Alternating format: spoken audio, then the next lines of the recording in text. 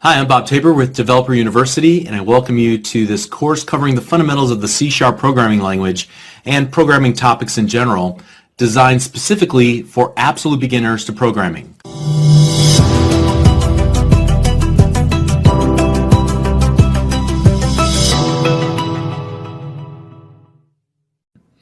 You might recall at the outset of this course, I said that a class is a container for related methods, and I used the console class as an example of this.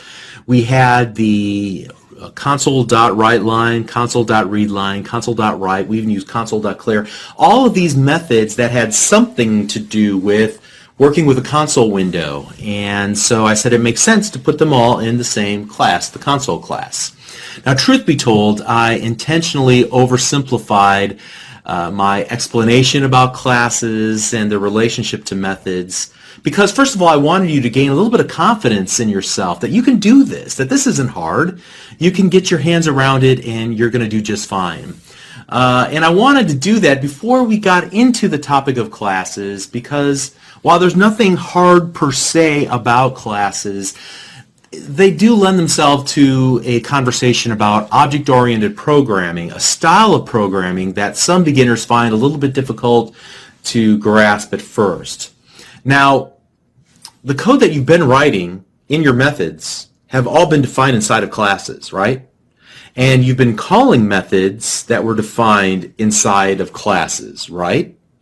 Classes have been all around you. You've been working with them up from the first line of code that you wrote. So you're really already an old pro at this, whether you realize it or not. I'm merely going to fill in some of the details that you don't yet know about in this lesson and in a couple of subsequent lessons so that it rounds out your knowledge so that you can fully harness the power of the .NET Framework class library in your applications.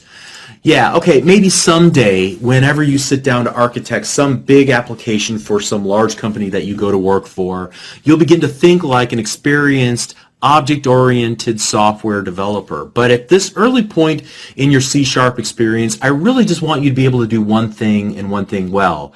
That is to find what you're looking for in the .NET Framework class library and be able to have the confidence to utilize the methods and the properties in those classes that have been defined there. All right.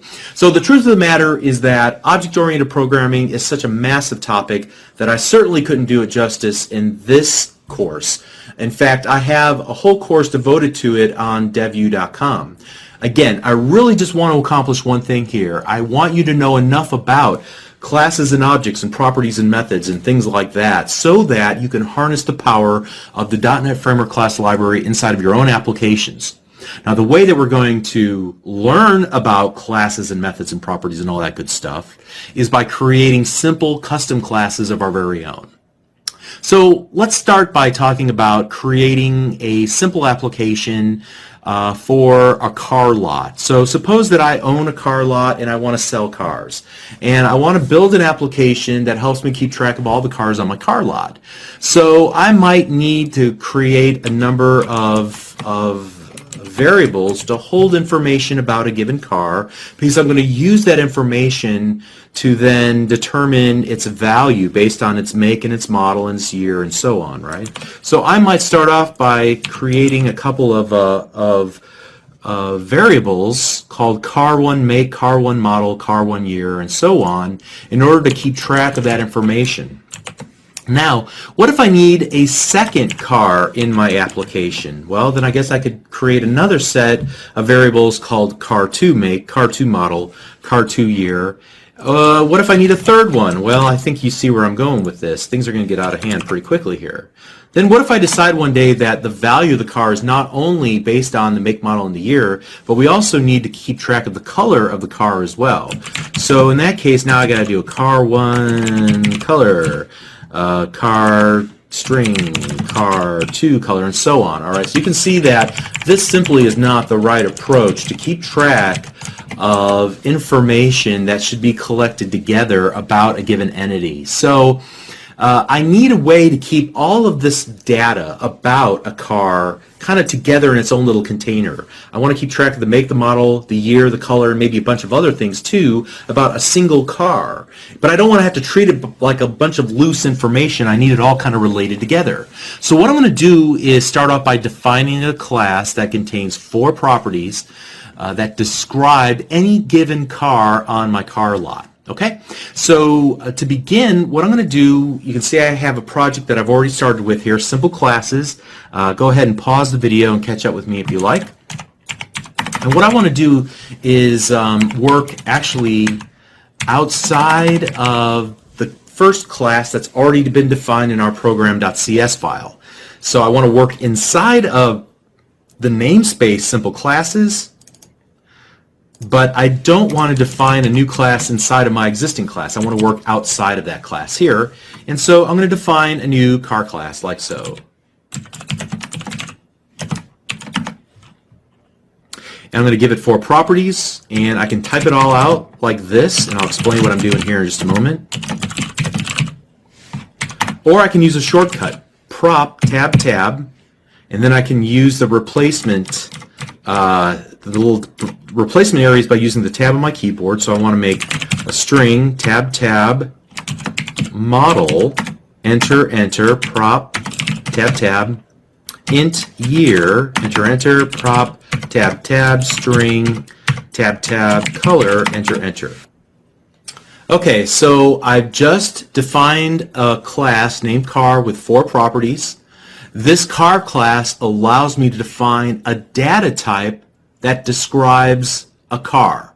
Every car in the world. Every car has a make, a model, a year, and a color, and a bunch of other information that I might or might not be interested in for my specific application. But my aim here is to use this definition of what comprises a car in order to create additional instances of the car class that represent all of the cars on my car lot. Okay? In other words, I want to create a bucket in the computer's memory that's just the right size to hold information about any given car on my car lot.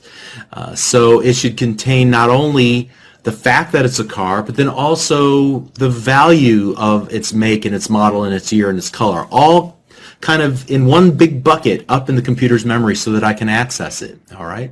So there's 2 parts to this. There's defining the class itself, and then once I've defined it, I can create instances of that class. So here the class is the definition, but when I create a new instance of this class, then I'll be working with an object, and sometimes those terms get confused. But the class is the blueprint. The object is an instantiation or something that's been created as a result of having the blueprint or the pattern. Okay? So the way that we create a new instance of the car class is to do this. I'll just call this my car to avoid confusion. So at this point, I've defined it just like any variable I would by declaring the data type itself, whether it be string or integer. This is just a little bit more interesting, a little more complex. It's the car class. And then I give it a name that I want to call it by, my car. All right? Now that's part of what I need to do. The next thing that I want to do is actually then create a new instance of that class and say put this up in the memory, in the bucket, so to speak. So here we go, new car. All right, so again, there's 2 parts of this equation. We'll talk about this more as we go throughout this, this course. But we're saying, first of all, I want to declare a new car in memory, and then I want you to actually create the car. I want to create an instance of car and then put it up in the memory. So there's 2 distinct steps there. All right. In the real world, you can use the same blueprint to create many different houses, right? You could, like in the neighborhoods that I've lived in before, you might describe them as cookie cutter houses. They all look the same. You could use the same pattern to create clothing over and over, or you could use the same recipe to create the same cake or casserole and get the same results each time. So each time you want to build a new house, it will be at a different address, right? Each time you follow the pattern, you'll create a new instance of the clothing that can be sold to a different customer. Each time you follow that recipe, you'll create a new instance of the recipe, and you can offer it during either the same meal or a different meal. All right? And the same is true with classes. Each time that you create a new instance of the class, you have a new object that is distinct and separate from the other instances of that same class in the computer's memory. All right? So they each live by themselves. So a class is like a cookie cutter. Now, keep in mind, you can't eat the cookie cutter itself, right? You eat the cookies that you make from the cookie cutter. The cookie cutter gives each of the cookies some shape, and so when you instantiate a new instance of a class, you're basically using your class as a cookie cutter to stamp out new instances, and you have 1, 2, 3, 4 new instances of cookies that you can then put in the oven and bake. All right. So focus on the new keyword. It is what you would consider to be the factory. It actually builds the new car and puts it into memory. All right. It uses the blueprint. It uses the pattern. It uses the recipe. It uses the cookie cutter in order to create a new instance of that blueprint or that pattern or that recipe or that cookie cutter. And it brings the class to life in the computer's memory, and it makes it usable by your application. And you can create many instances of a given class, or you can create many objects all based on the same class, but each object will be distinct from the others, if by no other distinction than by merely the address in memory where they live. Okay, so what I want to do is not only set the properties of this car, because I have these 4 properties that I want to use to distinguish this car on my car lot, to represent this single car, but then also I may want to then access or get those properties back out. And it's working just like you're working with variables, all right? So in this case, instead of just accessing make variable, I would go my car.make, right? And I would set that equal to like Oldsmobile. Now, admittedly, in this particular case, I am merely hard-coding these values. If this was a real application, I would ask an end user to input this information, or I'd grab it from a database or something along those lines.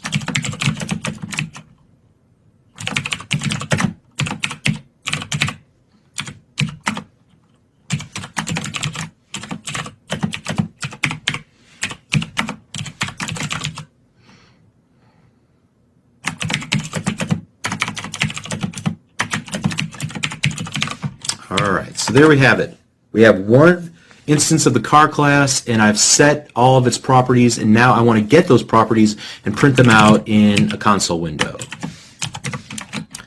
And we'll just do this in the most easy way possible.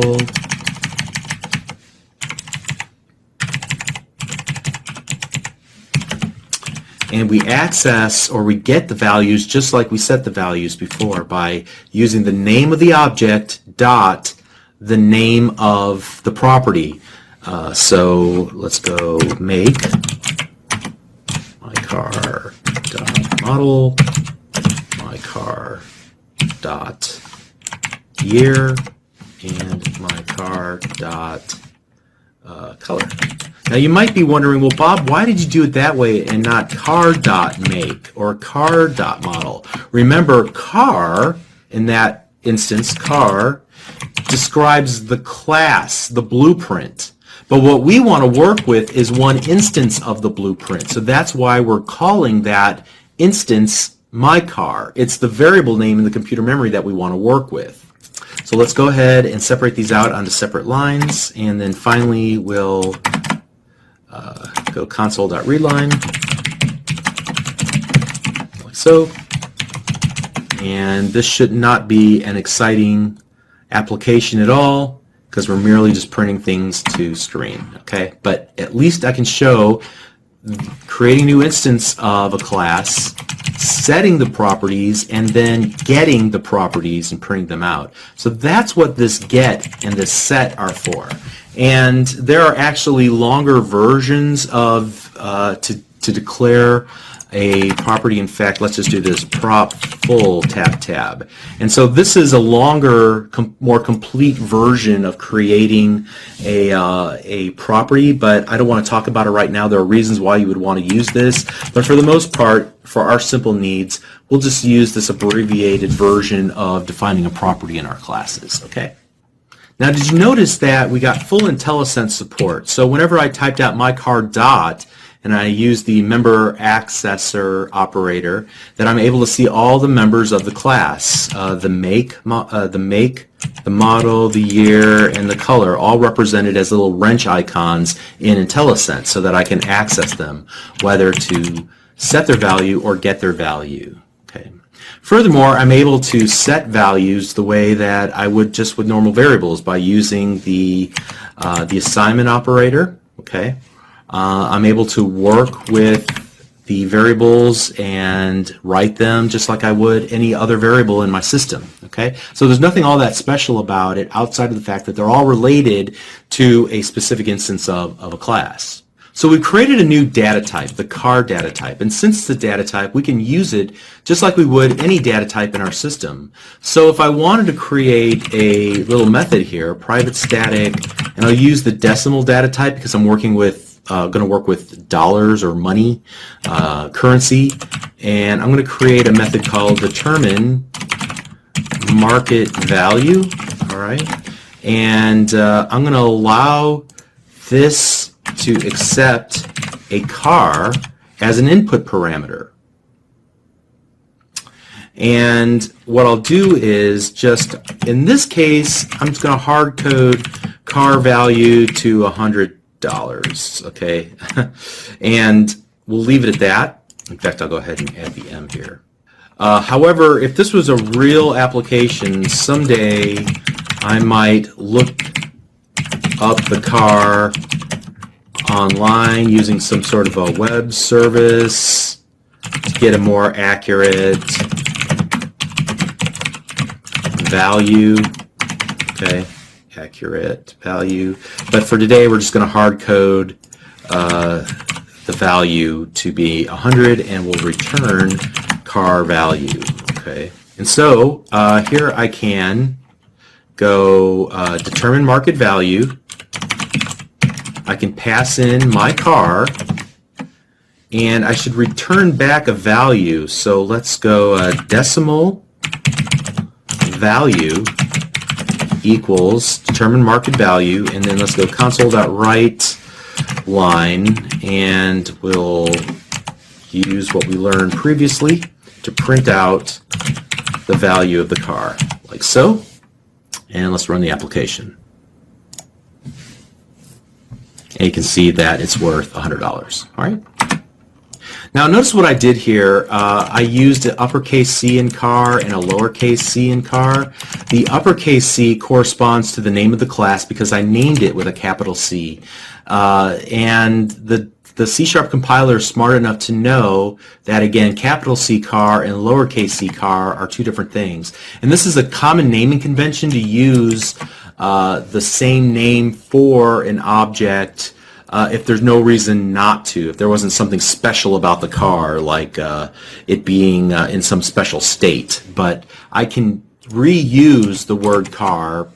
I chose not to do that here just to make it obvious what I was actually doing, but there's nothing wrong with doing this as well, defining this input parameter's data type and then giving that input parameter the same name but just with the lowercase character. They're two very different things. Okay, so moving on, I want to talk about creating methods on the class. We've already said that that classes are containers for methods. So we've created this helper method here inside of my static void main, but it might make more sense for us to create that method here inside of the car class itself, since the car class already has access to information like the make, model, the year, and the color, right? And that's the kind of information that we would use in making a determination on its value. So here, let's go ahead and define this as a public decimal determine market value. Now we're not going to allow anything to be passed in because we already have all the information we need right here. Okay, so let's create a little algorithm here. So if the year is greater than 1990, then we will set the value of the car's value, which we need to define as a, so let's go decimal car value.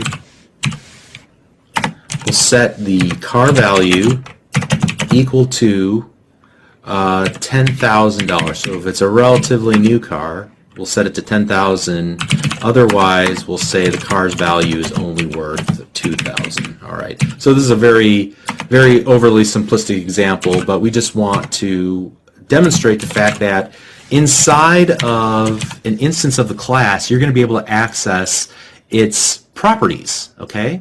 So we're able to access the current car's year in order to determine its value. And so in this case, what I'll do is let's comment this out and comment that out. And here we'll go console.writeLine mycar.determine market value, like so.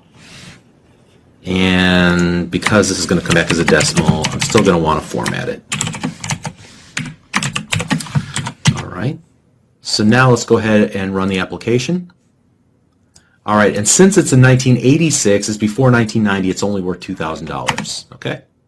So in this lesson, we used a very concrete example. We've all seen cars, driven cars, owned cars, okay?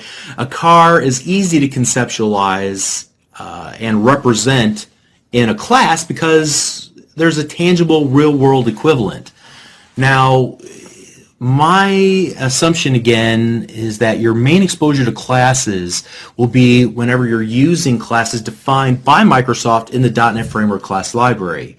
And most of the time those classes don't represent real tangible things. They're very conceptual in nature. You might have a class that represents a connection to the internet. You might have a class that represents a buffer of information that's streaming from a hard drive, okay? They don't really have real-world tangible equivalents, so you need to be aware of that. In most cases, the .NET Framework class library classes don't have real-world equivalents, but the ideas are exactly the same. As you mature as a software developer, you might want to invest a little bit more time in learning how to create your own library of classes. And those classes can interact with each other. They can represent real things in your company or in the real world or conceptual things. The process that you go through to break down a problem in the real world and represent it in objects is object-oriented analysis and design. Again, that's not a topic that we're going to cover in this series of lessons, but you can learn more about that at devu.com, where I spend a lot of time talking about those sorts of things.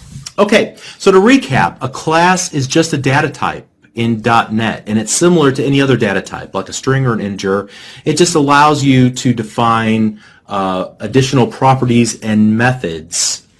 So you can define a custom class with properties and methods, and then you create instances of those classes. Or rather, you create an instance of a class, therefore working with an object using the new operator.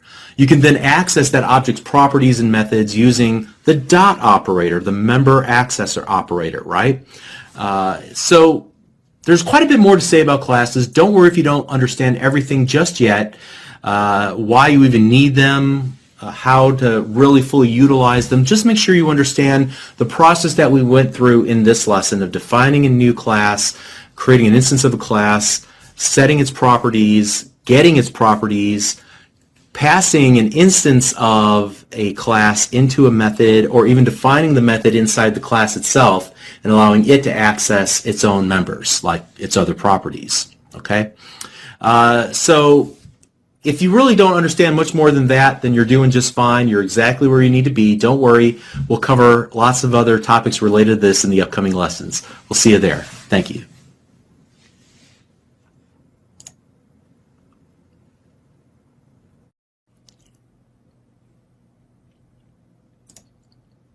Hi, I'm Bob Taybor with Developer University. For more of my training videos for beginners, please visit me at devu.com. In this lesson, we'll continue to talk about classes and methods. We'll begin by talking about the lifetime of objects. So objects come to life, they live for a period of time, and then they die. They're removed from memory. And we'll talk about the .NET Framework runtime and its role in the creation, the maintenance, and then ultimately the removal of objects from memory. Next, we'll talk about constructors, which are simply methods that allow us to write code as developers at the moment when a new instance of a class is created. And then finally, we'll talk about static methods and properties.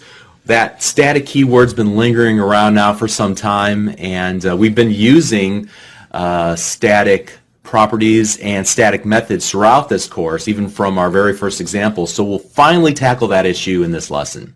All right, so let's begin by creating a new project. You can see I've already done that. You can pause the video and catch up to where I'm at right now. I've created a new project called Object Lifetime. Furthermore, you'll see that I copied the car definition from our previous lesson. If you like, you can type that in, help build some muscle memory, help remind you to use the prop tab shortcut, the code snippet in Visual Studio to create these shortened auto-implemented versions of properties. We'll talk about that in a little while. And then ultimately, you can see in line number 13, we create a new instance of our car class. That new instance we'll call my car. And we talked about this in the previous lesson, but I felt like this deserved a little bit more explanation because there is actually a lot that's going on under the hood, and it would be helpful to understand this as we begin to work with classes and objects. So whenever we issue a command to create a new instance of a class like we have in line number 13, the .NET Framework runtime has to go out and create a spot in the computer's memory that's large enough to hold a new instance of the car class. Now that much we know. The computer's memory has addresses that are similar to street addresses, like the address you live at, the address that I live at. Now admittedly, a computer's memory addresses look dramatically different than our addresses, like 123 East Main Street,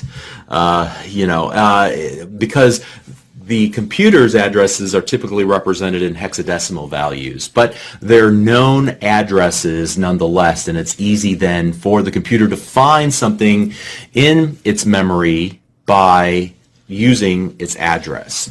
So the .NET Framework's first job is to find an empty available address where nothing is currently living, where there's no data that's currently being stored, and that address has to be large enough to store an instance of our class.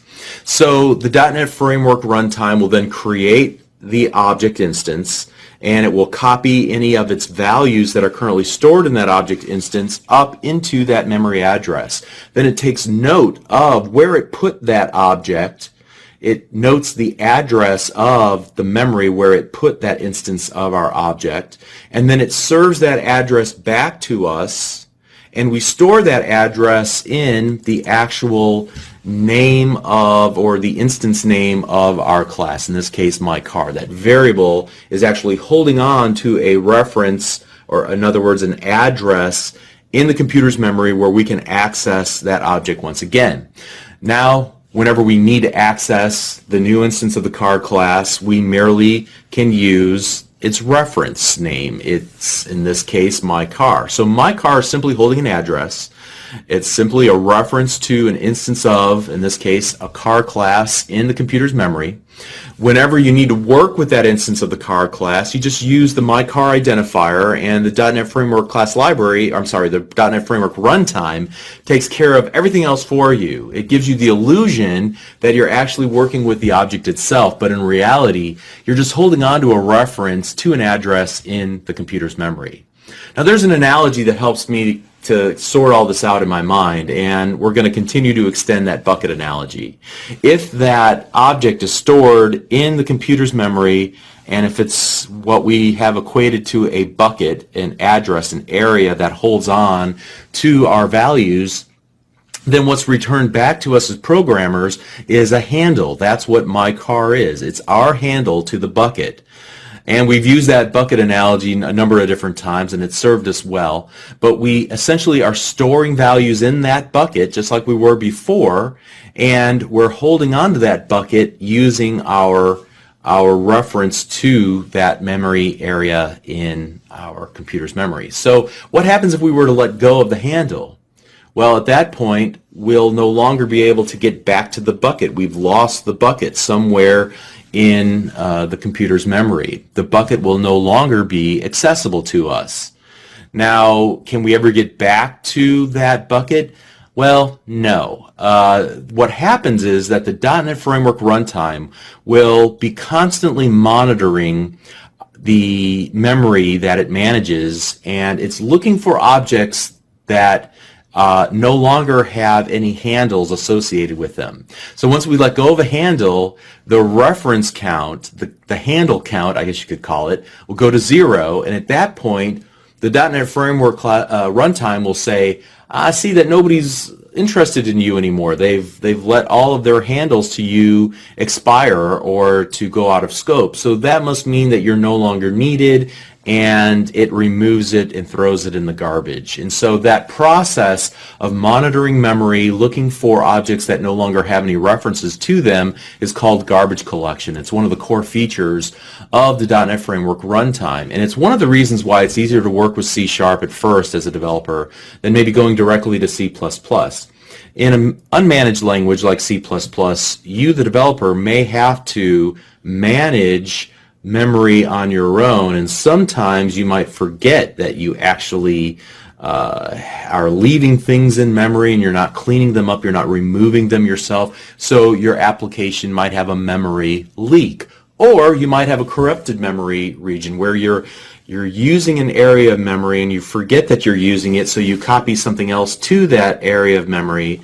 Now you go back to retrieve the value that you originally put in there, and it's corrupted. So that leads to corrupted memory in applications.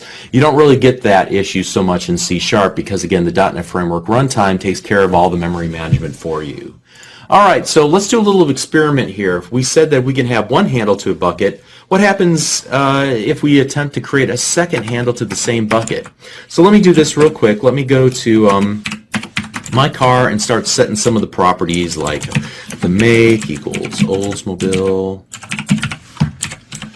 Then we'll set the model equal to the Cutlass Supreme. And then we'll set the year equal to 1986, and then finally we'll set the color to silver. All right, now keep that in mind. We've created a new object called that we're referencing using the myCar identifier. This car class instance of the car class lives in memory, and we're holding on to it with a handle called myCar. But what if we were to create another car like this? So my other car. What have we really done right now? We simply have created a handle, but we've not attached it to any buckets of cars in our computer's memory. So at this point, what I could do is go my other car equals my car. Now, what have we really done there? Well, we've merely taken one handle to a bucket in memory, and we've created a second handle and said, hey, let me copy your address, so that we're both referencing the same bucket in the computer's memory. Now, to prove that, what I'll do is do a console.writeLine, and we will do what we did before. Whoops. All right, and just give me a second here. And we'll reference my other car's make, my other car's model, my other car's year, and then my other car's color. Let me separate these to different lines for readability's sake, like so. Whoops. All right, and then a console.readLine for good measure. Now let's run the application. All right, and you can see that even though we created or set the properties of my car, since we copied the reference to the car object in the computer's memory into a new variable called my other car, I can still get to the values that are in memory because they're both pointed to the same object, right? And now I can even do something like this, where I actually change something. My other car dot, let's set the model equal to the 98. That was the large style model for that car. And let's then go back to and do something similar to this, just to prove that they're one and the same here. And I'll say, hey,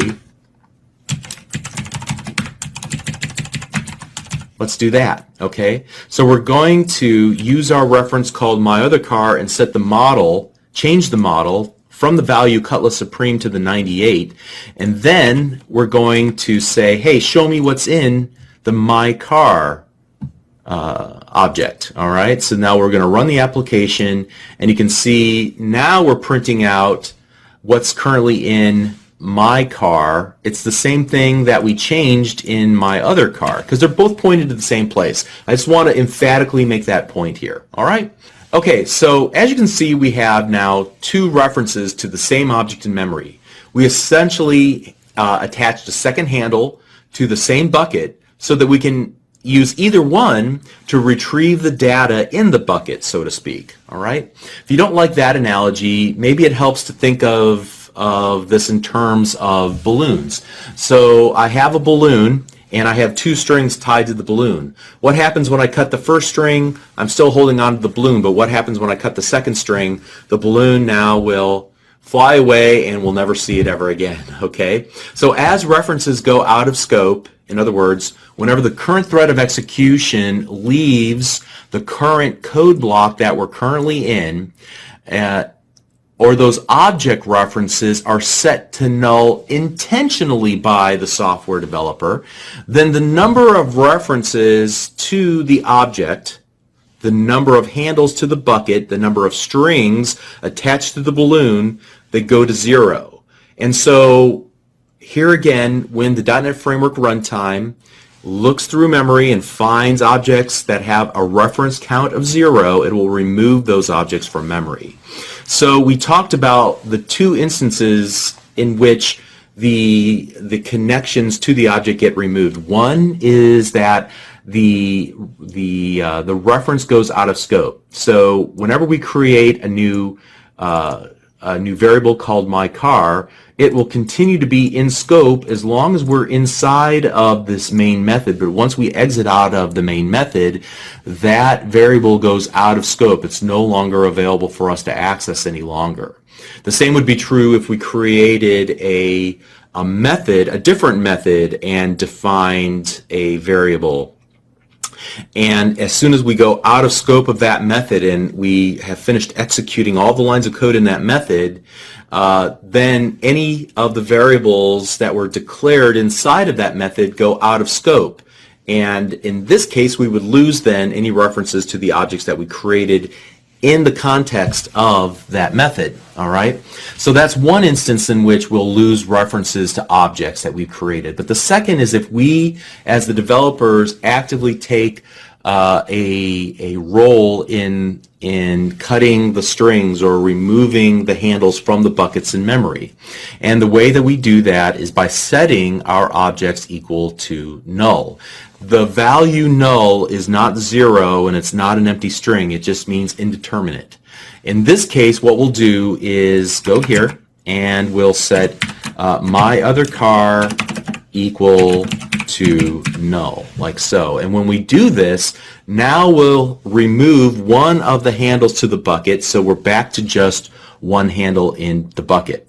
To prove this, let me go ahead and copy this little section of code and go here and put it below this. And when I do that, notice what happens. We'll get an exception. The exception is that there's a null reference exception that was unhandled. And the reason why it was a null reference exception is because we have now remove the handle. The handle does not point to any objects in memory, and yet we're still attempting to access values from the object in memory, so we get an exception in our application. All right. Now, what were to happen if we were to remove the second reference, like so, my car equals null? All right. Well, at that point now, we have removed all the references to the bucket. Even if we were to attempt to get to it with either my other car or my car, either way, the references are gone completely, and so now the object will be removed at some indeterminate time in the future by the .NET Framework runtime. And so in some situations, this indeterminate period of time can cause a problem, especially when the object in memory is holding on to some special resource, maybe something like a reference to a network connection or a file on the file system, or holding on to a handle to access a given database.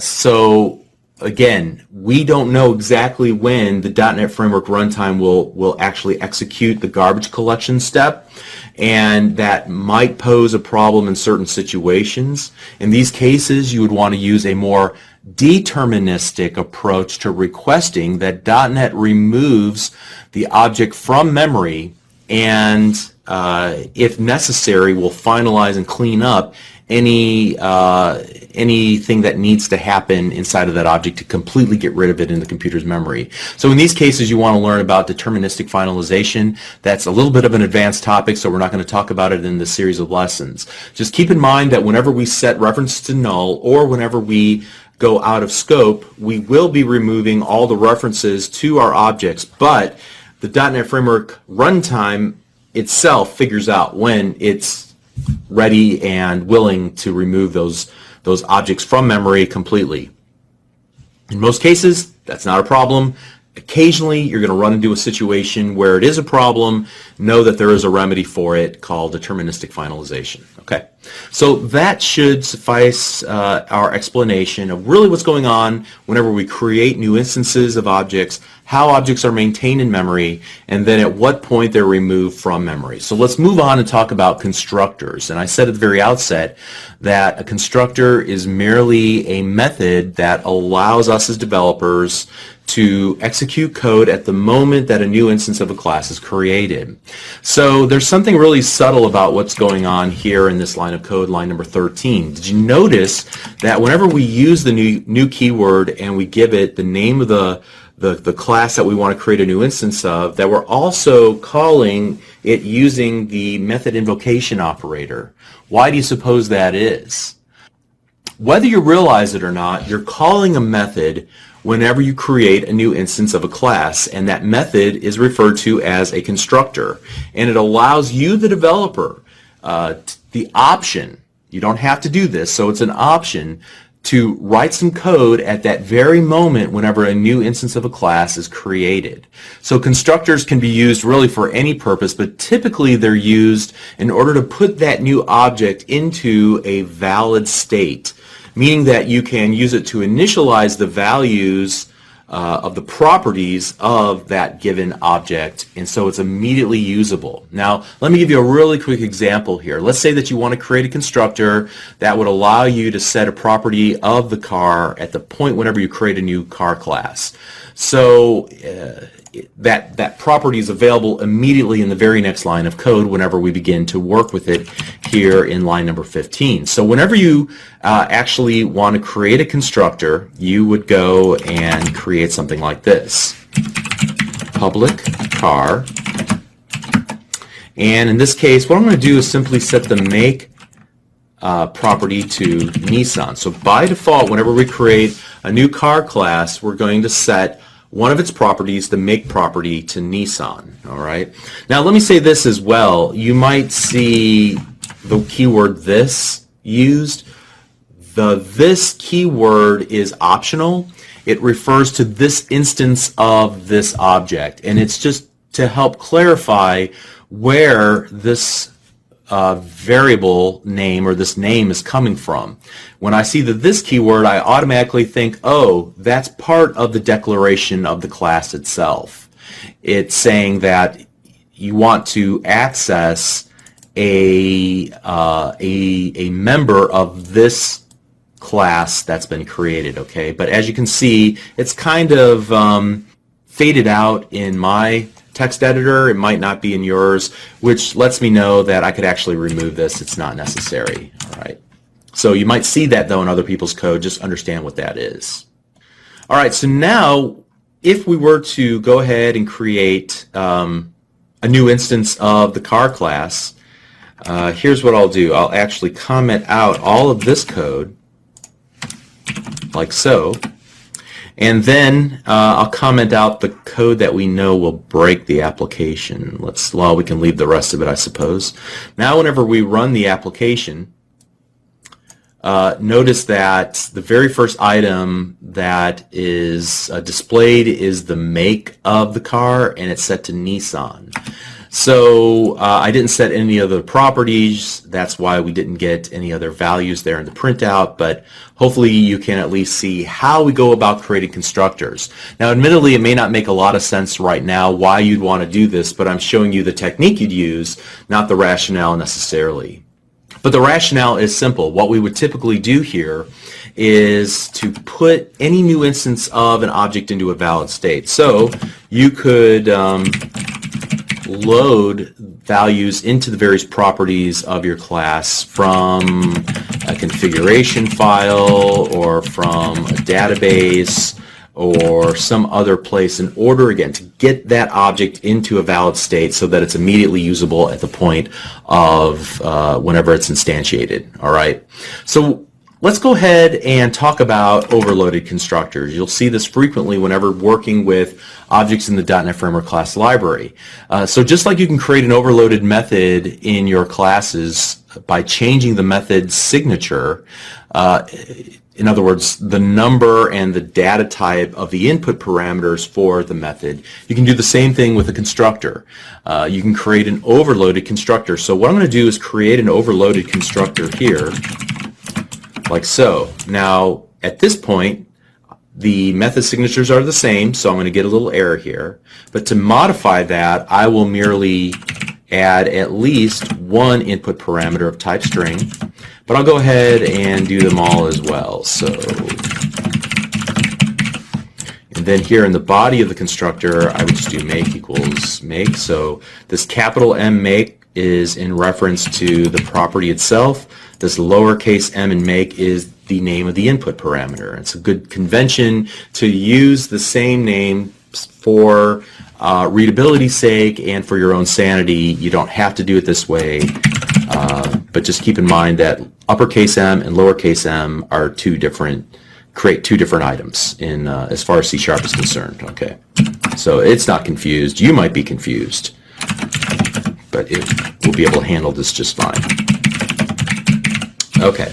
Now you might ask, well, what's the point of that? Well, in many cases, whenever you create a new instance of a class, typically you don't want to take 5 steps to do this. You would want to immediately, whenever you create a new instance of a class, so car, my third car equals new car, at this point you can do one of two things. Notice here that underneath car, underneath the open parenthesis, I have one of two ways that I can call the constructor. I can either give it no input parameters, or I can give it 4 strings as input parameters to initialize that new instance of car and put it into a valid state immediately. So here I might go Ford Escape 2005 white, like so. And now I have not only created a new instance of the car class, but I've immediately initialized its values by calling its overloaded constructor to populate all of its values at the moment of instantiation. All right. So what were to happen if we were to actually remove these two completely? What if we were to comment these out? What happens? So you can see that we're still using the method invocation operator for our new instance of car, That would suggest that we're calling a constructor, but we don't have a constructor defined. So why is this working? Why isn't it giving us an error? Well, the reason is because a default constructor is automatically created for you whenever you compile your classes. It will be a constructor without any input parameters, and it will have no body. But it's essentially the equivalent of doing this right here, except with nothing inside of it. All right, so that's created automatically for you. So no matter what, you're going to have a constructor. It just won't do anything for you.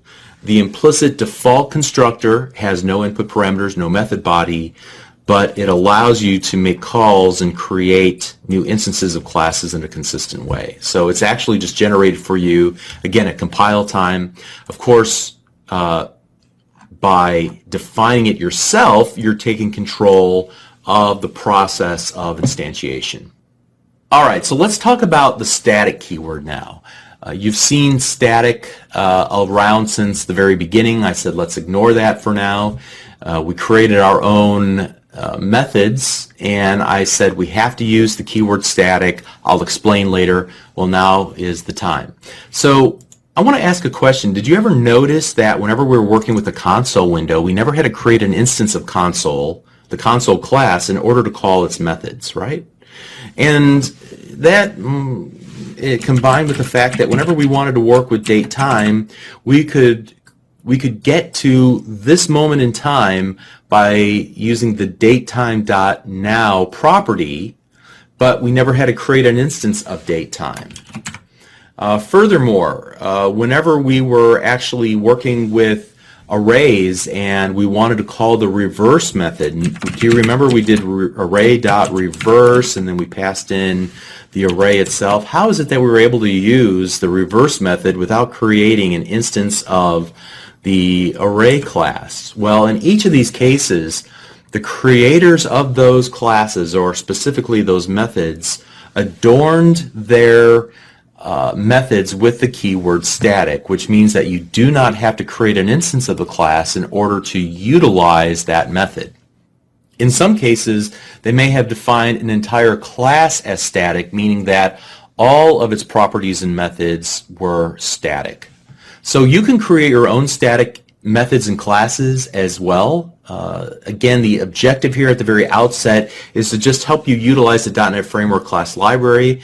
So just know that some of the classes and methods in the .NET Framework class library are static, and some are instance, or require you to create an instance of the class before you call its methods and properties. All right. So the static methods will be available to you without first requiring you to create an instance of a class.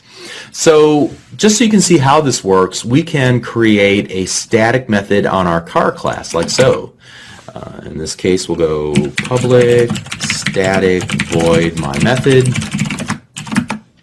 And here we'll do console.write line call static my method. All right. And now we can go here near the very top and just say car.myMethod. And notice I didn't have to create an instance of car. I'm using the actual car class definition itself when we run the application. All right, and before we go too far here, let's comment out pretty much everything. Let's remove that, and we'll go down here. All right, just make this so that we don't run into any potential issues here. So let's run the application, and you can see that we were able to successfully call the static my method. Now, what would happen if we attempted to reference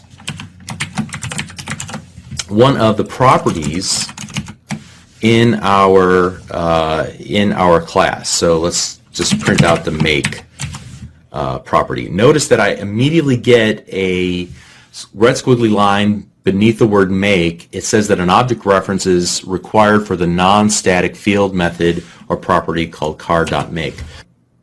So it's important to keep in mind that there's a fundamental difference between working with classes that have static members versus instance members.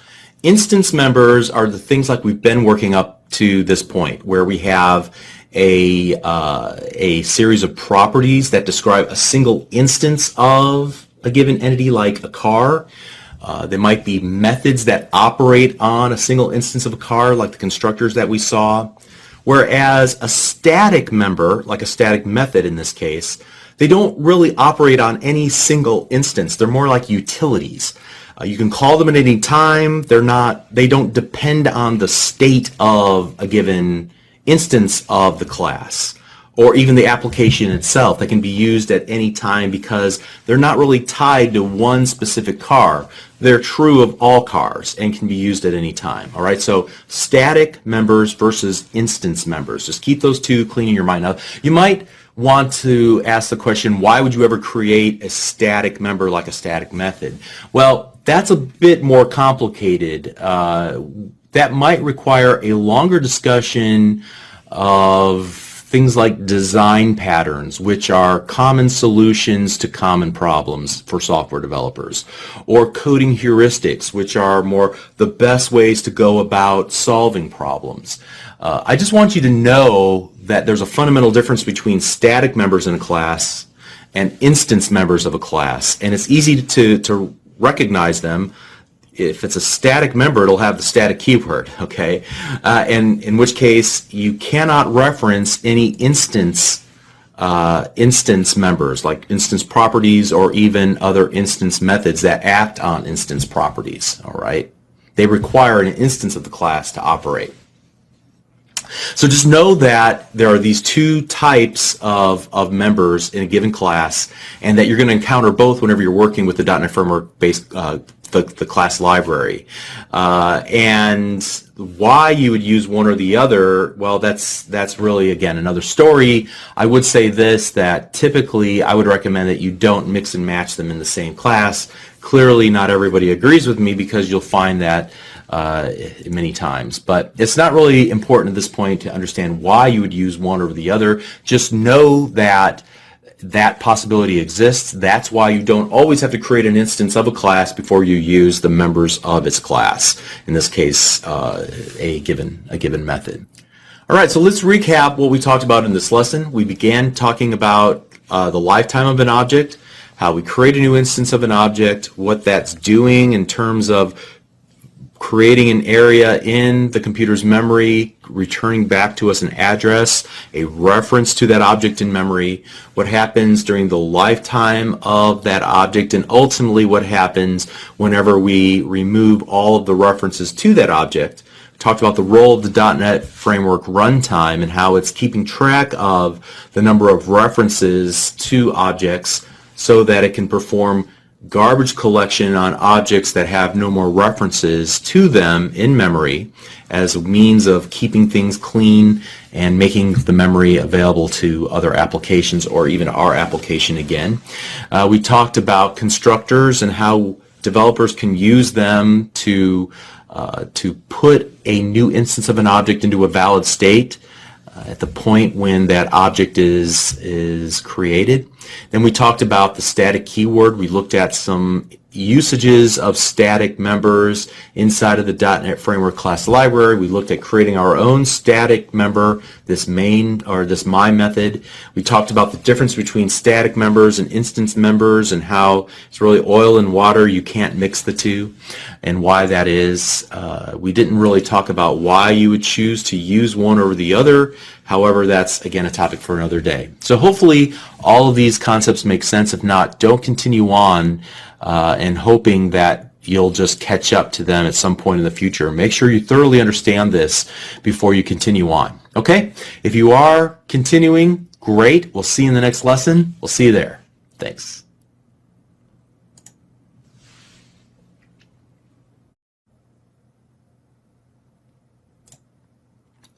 Hi, I'm Bob Taybor with Developer University. For more of my training videos for beginners, please visit me at devu.com. Now, we haven't spent a lot of time talking about variable scope. It's actually extremely important.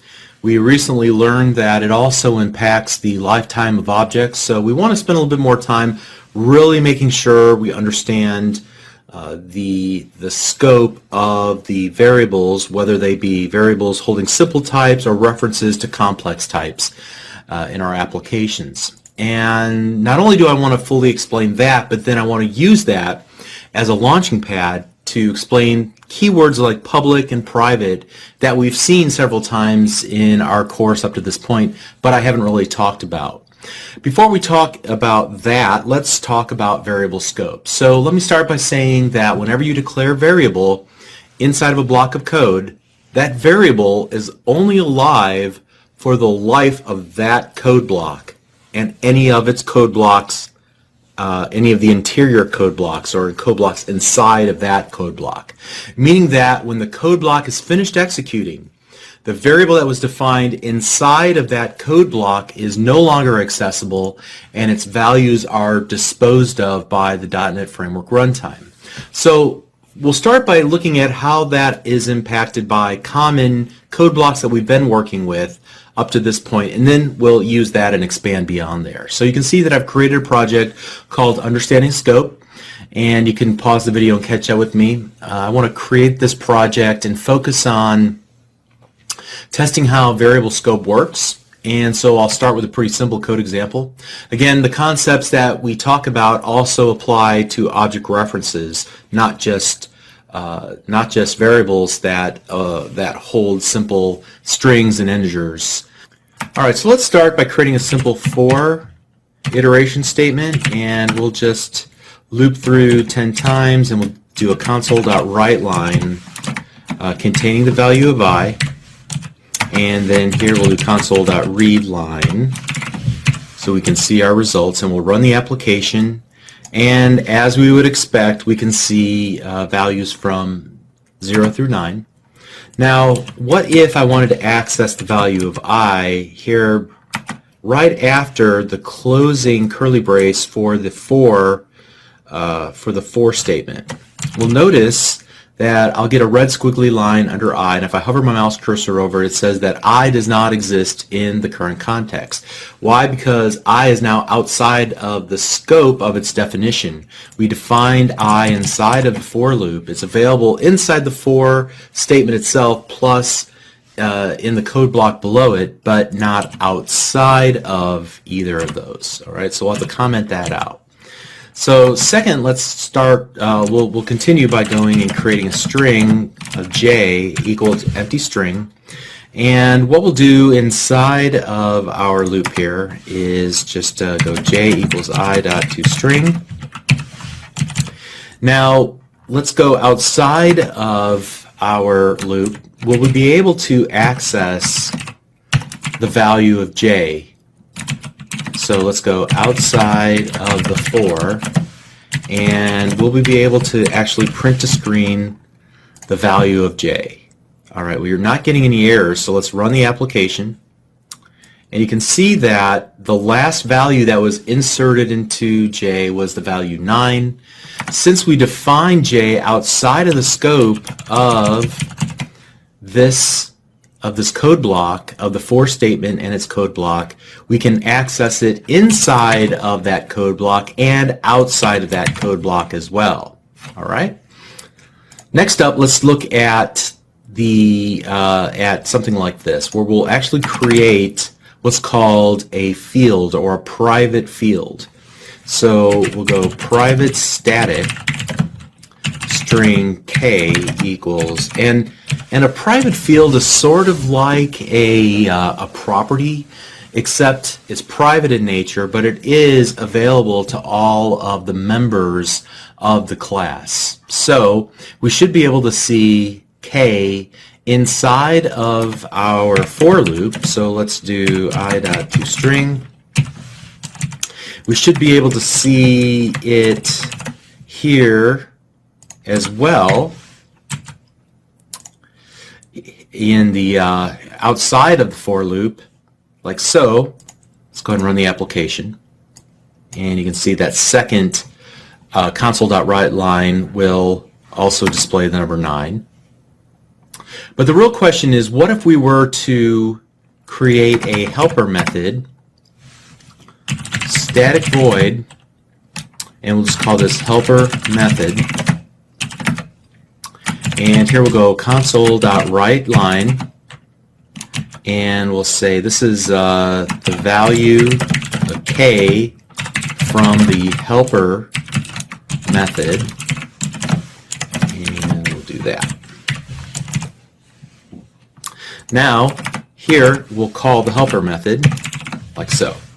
Will this work? Well, we'll be able to access the value of k as it was set inside of our for loop outside of our static void main.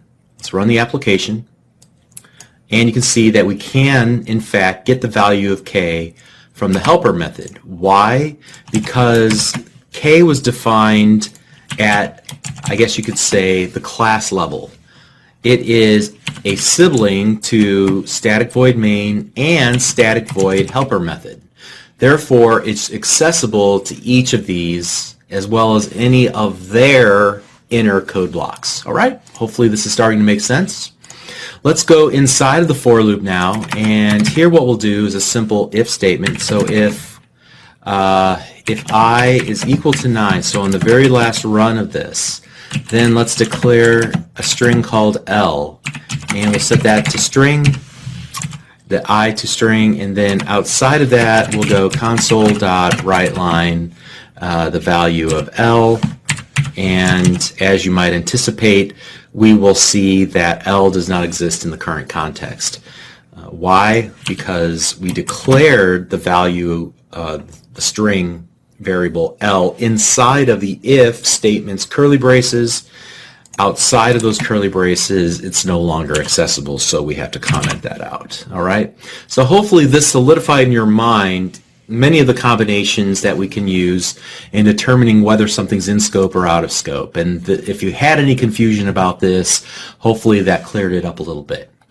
All right, so now let's move on to the larger topic of accessibility modifiers. We've been creating classes, specifically the car class up to this point, and whenever we were creating methods, I would typically use the public keyword. Occasionally I would use the keyword private like I did here in line number 11. Private and public are both accessibility modifiers. They're used to implement a tentative object-oriented programming called encapsulation, which is actually pretty important. So in a nutshell, you should think of classes as black boxes. And whenever you think of a black box, maybe you can think of like one of those old style television sets. Maybe your parents or grandparents had one. I remember as a kid I was having one. There were no remote controls. You had to get up, walk across the room, and actually turn the dials of the TV in order to tune to either VHF or UHF channels. You had another volume maybe or a dial where you would adjust the volume. You had an antenna in the back, so you would connect this wire out to your antenna, and you had another one where you would plug it into the wall. And everything else about the television was self-contained. Now, as a kid, I was fascinated whenever my dad would pop off the back of the television set, and he'd go and try to fix it by changing out the tubes. And it's always seemed like magic to me because I knew absolutely nothing about the innards of televisions. All I knew were the public interfaces, the button for on-off, the dials to turn the channel, the dial to turn the volume up and down, the antenna, whatever that did, and the little plug that would obviously give it electricity. But frankly, in order to use the television set, that's all you really needed to know, right? You did not have to know anything about how a television worked. All you really needed to know was how to plug it in and change channels, turn it on and off, and then adjust its volume. And that is exactly how your classes should be treated. All the important behind-the-scenes functionality should be encapsulated behind interfaces like public methods and public properties. Now, classes might, in fact, have private fields like we looked at here in line number 11, or they might have private methods that are used behind the scenes to enable all the magic that goes on inside of that class. But the consumer of the class shouldn't know anything about the inner workings of the class in order to work with the class, to operate the class. All they need to know is what's publicly exposed through the public properties and public methods. So in a nutshell, private means that a method can be called by any other method inside of the same class. So I used the term private helper method a number of times accidentally. Essentially, when I use the term private helper method, I'm talking about a private method that adds some additional functionality to those public methods that are exposed to anybody who needs to work with the class through that method. A public method is what's actually going to be then called by somebody outside of the class, some other code outside of the given class. And private methods are only going to be called by members inside of the class. Okay, so let me do this. I'm going to paste in some code to recreate our car class, and here I have a public and a private method. The public method is called do something, and the private method is called just helper method. All right, and these are not very interesting examples. I want to keep this as simple as possible.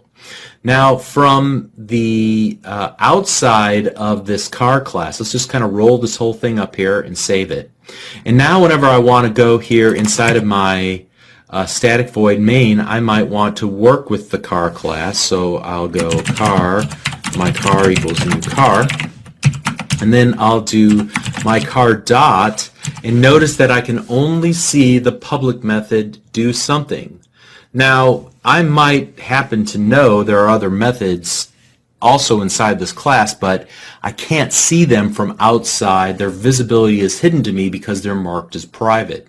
All I really need to know is how to use the do something method, and if I understand that I can call that, all the implementation details will be hidden from me, but it'll work as I expect it to work. Here you can see that it merely prints out the words hello world. All right. Now, how it does that, whose responsibility inside of the class it is to actually display that, that's none of my concern. All I need to know is how to call the public method do something. Okay. So in a sense, the consumer of the car class has absolutely no idea that that helper method even exists. All it really knows is that there's one public method, and it could call that public method, but it doesn't know any of the hairy implementation details, right? Now, I use the term in a sense, that in a sense the consumer of the car, the consumer is going to be a software developer, and a software developer is going to be able to drill in and say, oh, I see how it's doing its work. It's actually making a call out to this other private helper method.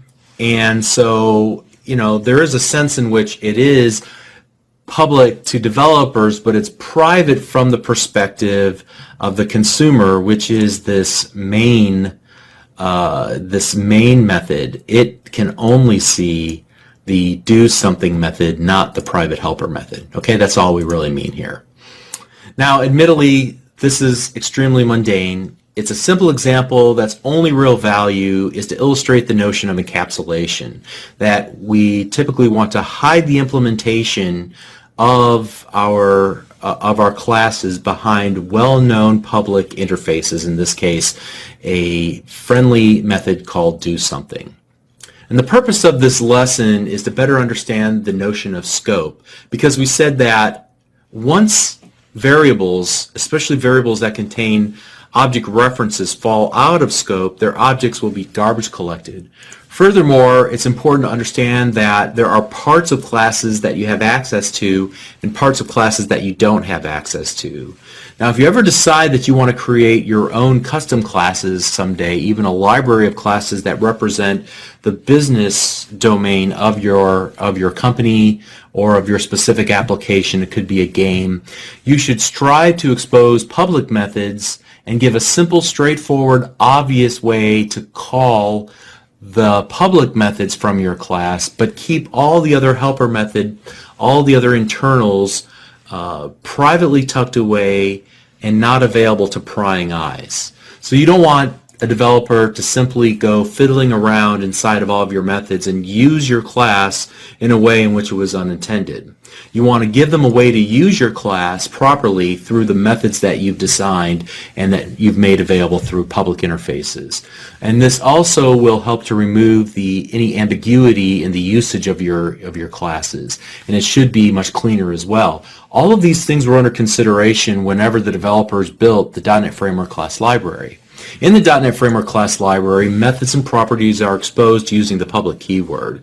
Now, they might also be using private fields and private methods behind the scenes, but you would never know. They may use other types of accessibility modifiers as well. There's actually a couple available called protected and internal. However, these are primarily for whenever you're working either in a rich inheritance relationship between classes and you're building a rich inheritance hierarchy between classes, or whenever you're working with a very large library that's compiled into separate assemblies. That's when some of these other accessibility modifiers might come into play. They're topics that are beyond the scope of this absolute beginner series, but topics that I do cover on Developer University. So if you want to know more about object-oriented programming and encapsulation, by all means, go ahead and... All right, we are well past halfway through this course. You're doing great. We've already covered the most difficult material already. Now we're just adding on details. So you should be encouraged by that you're still plugging away at this. And you're doing great. We'll see you in the next lesson. Thank you.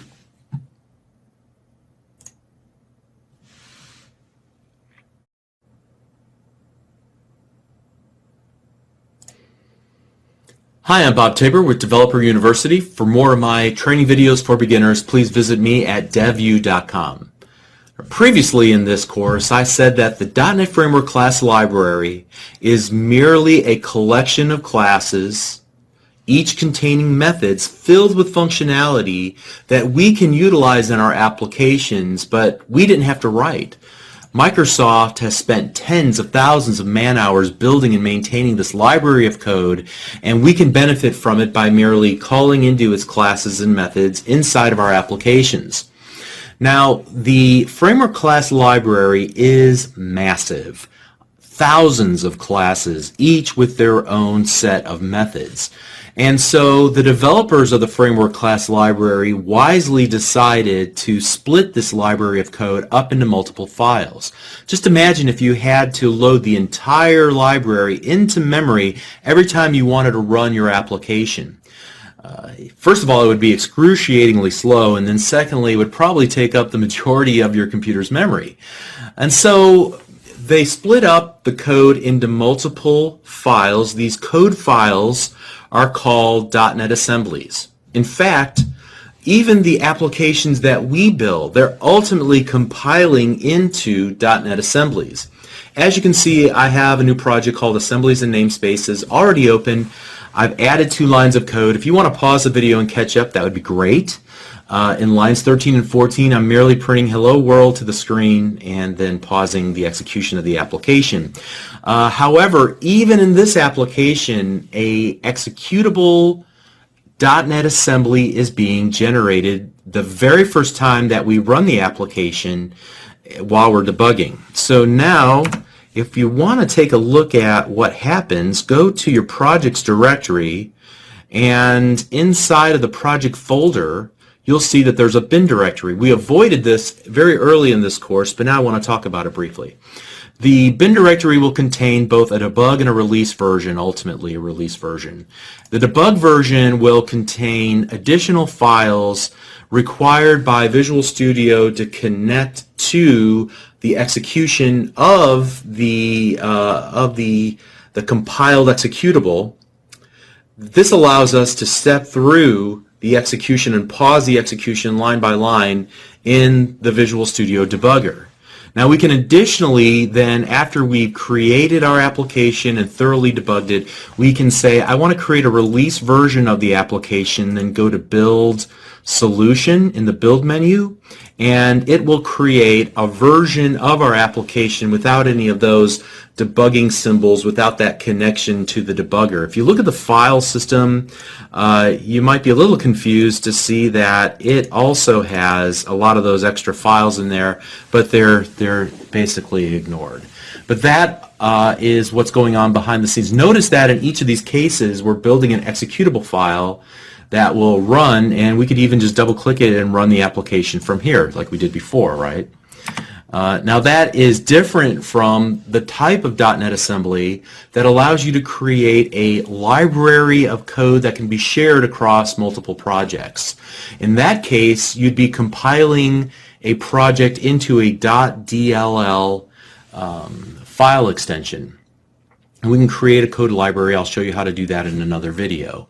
But at any rate, the .NET framework has to already be installed on any computer where you want your application to work or to run.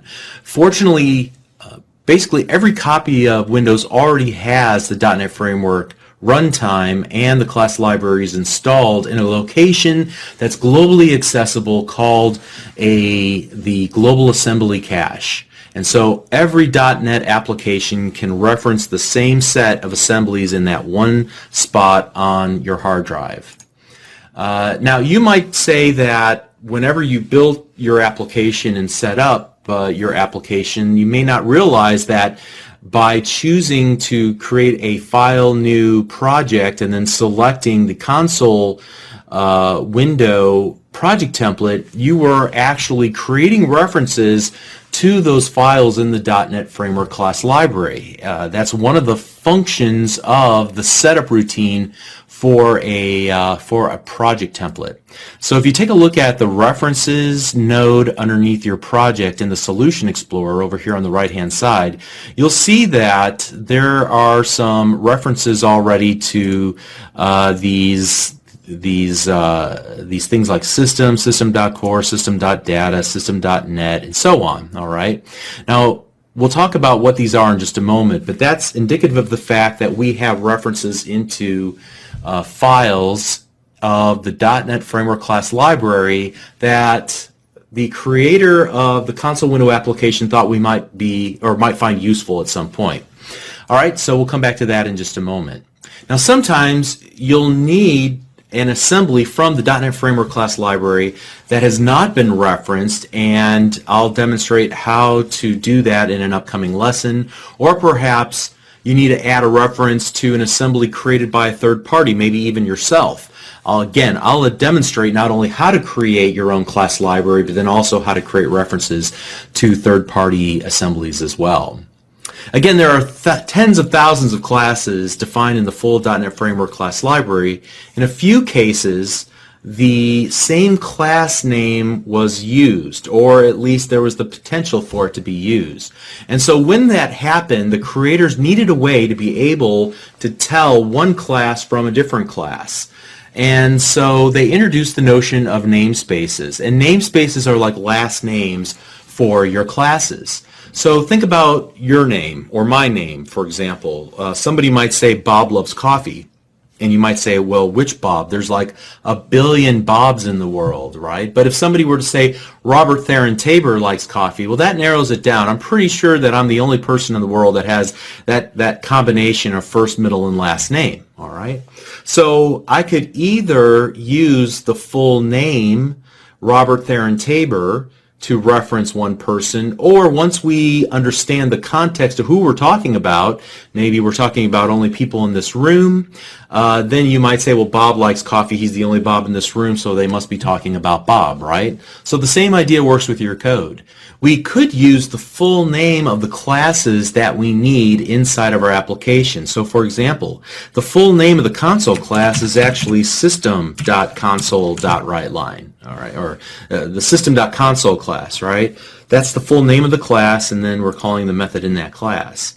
However, you'll notice that I didn't have to use the word system here. Why not?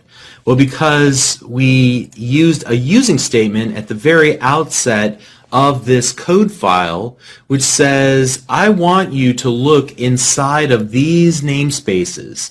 whenever you find a class reference that you don't recognize. And so the C# compiler, it finds the word console and it says, I wonder where that came from. And it begins to look through the namespaces listed in the code file, and it says, oh yeah, I found a class name called console inside of a namespace called system. All right, and so it thinks, all right, well that must be the console class that he's talking about. Now occasionally you might have two classes with the same name and you've added using statements for each of these inside of your code file. When that happens, you merely need to disambiguate by adding the full name of the class instead of relying simply on the using statement. Now you'll notice here that by default the program.cs file has a number of different using statements. In my text editor, they're kind of faded out a little bit, which indicates to me that they're not being utilized at this moment. So we could remove unused using statements from our code and our code will compile just fine. Again, this is a convenience for us that was set up for us by whoever created the project template for a console window application. So to further illustrate this idea, let's talk about how we can go about using the .NET Framework class library to do meaningful things and how we would go about finding the source code or the classes we need to do something cool in our application. So for example, maybe I want to write data to a text file. How could I go about doing that? Well, I might open up bing.com and I might search for, and I'm going to type in site Microsoft.com, so I'm going to limit the search results to just those that are returned by Microsoft.com. All right, this is going to help me find the documentation specifically created by Microsoft as opposed to third-party articles or whatever the case might be. So site:/Microsoft.com, and then I might just say write to a text file and then using C#, right? And so one of the top results are from msdn.microsoft.com, and MSDN stands for the Microsoft Developer Network. This is your primary source of information as a software developer on the Microsoft platform. And so in this case, here's a how-to article that will describe the code that we would need to write in order to write data to a file. Here's a long code example. In fact, it gives us 3 examples in one. And we could use one of these examples in our application in order to write data to a file. And we might decide to go ahead and use this second example. It comes close to what we want to work with here. And I copy it and paste it into my application. And I might remove some of the extra information here just because I don't need it. And I may need to modify this path. I believe I created a folder called Lesson 17 for this purpose. And notice that it's going to use a class name file and a method called writeAllText. Now in this particular case, notice that we already are given the full namespace of this file class, system.io.file. Now what we could do is actually remove that from here and go up and add a using statement for system.io, like so. All right, and notice that the compiler will find it and we'll be able to run our application. And got a little message there because I was in release mode. Let's go back to debug and start that over again. All right, and we don't get any feedback there, but if we were to open up our Lesson 17 folder, we would be able to find the text in a text file. Great. Okay, so now we can use that little snippet of code to do what we want to do. But notice it all started by searching on MSDN, finding a code snippet that we could use, and then we can modify it and add our own text here that we want to write this to our file, right? Okay, so that we start stitching things together. So that's one thing that we can one way that we can find the features inside of the .NET Framework class library that we need is to search on MSDN. Let's try one more quick example, and let's go back here, back to bing.com, and here again I want to go site:/Microsoft.com, and then I want to do C# download HTML as a string, and I might find another reference. Now this is a different style of web page. There is one web page on MSDN for every class and every method in the .NET Framework class library. So in this case we're looking at a specific page for this download string method. And if you were to look at the remarks and some of the the syntax and some of the exceptions that it would throw, what we ultimately get to is a little snippet of code that we can copy and that we can paste inside of our application. Now notice what happens this time. It does not recognize the term web client. Why not? Well, we may not have the assembly referenced in our project, or we may have the assembly referenced, but we do not have a using statement that would include the web client class. So to remedy this, I'm going to hit Control period on my keyboard, and it says that it found this class in system.net. So we can automatically add a using statement for the system.net class by merely hitting the enter key on my keyboard, or I can just go ahead and say, let's go ahead and use the full name of the class here. I'll choose the first option using the arrow keys and then the enter key on my keyboard. Notice what happens. It adds a using statement for system.net, and then notice that the web client class is now found. It is obviously in a different color. There's no red squiggly lines, so it looks like it found the correct class that we're looking for. Now we merely need to give it a URL, so let's try msdn.microsoft.com, like so, and then we will just write this out to screen reply. And then we might even rework our application and attempt to save that into our text file as well.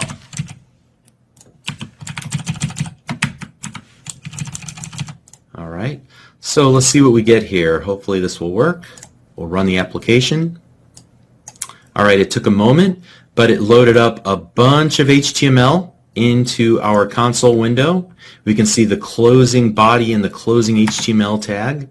Now if we were to go back to our folder and find our lesson 17 folder and open up our text file, we see here is the full web page that we scraped off of msdn.microsoft.com. Okay, so that pretty much wraps up what I wanted to say in this lesson. We are able to utilize the classes and methods in the .NET Framework class library, and we can find what we need by doing simple searches in bing.com using site:/Microsoft.com to find the classes and the methods that we want to work with. Once we find those classes that we want to work with, and we find maybe even little code snippets, we can copy those into our program, and we may need to at that point fix the references to those classes. Now in this first case, remember that it gave us the full name of our file class, system.io.file, but in the second case we had to provide the using statement system.net in order for the compiler to find the class that we were wanting to reference and work with. And ultimately we did that with hitting Control period on the keyboard to add a using statement to the very top of our code. We talked about the purpose of namespaces to provide disambiguity between class names. We talked about the using statement as a way of creating a shortcut or a context and say we're not talking about every class in the .NET Framework class library. We're only talking about the classes that happen to be in these namespaces. So if you find, Mr. C# compiler, if you find a class that you don't recognize, look in those namespaces first before you complain. Okay, so we're going to continue on these ideas in the next lesson. We'll see you there. Thank you.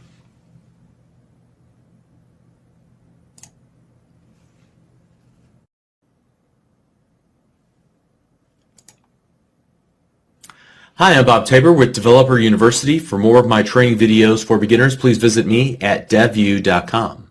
Now, previously I said that the creator of the console window application project template added references to those assemblies in the .NET Framework class library that we as developers might find useful for the majority of use cases. However, if we need an assembly containing some portion of the .NET Framework class library that has not already been added to our project, then we can simply add a reference to it.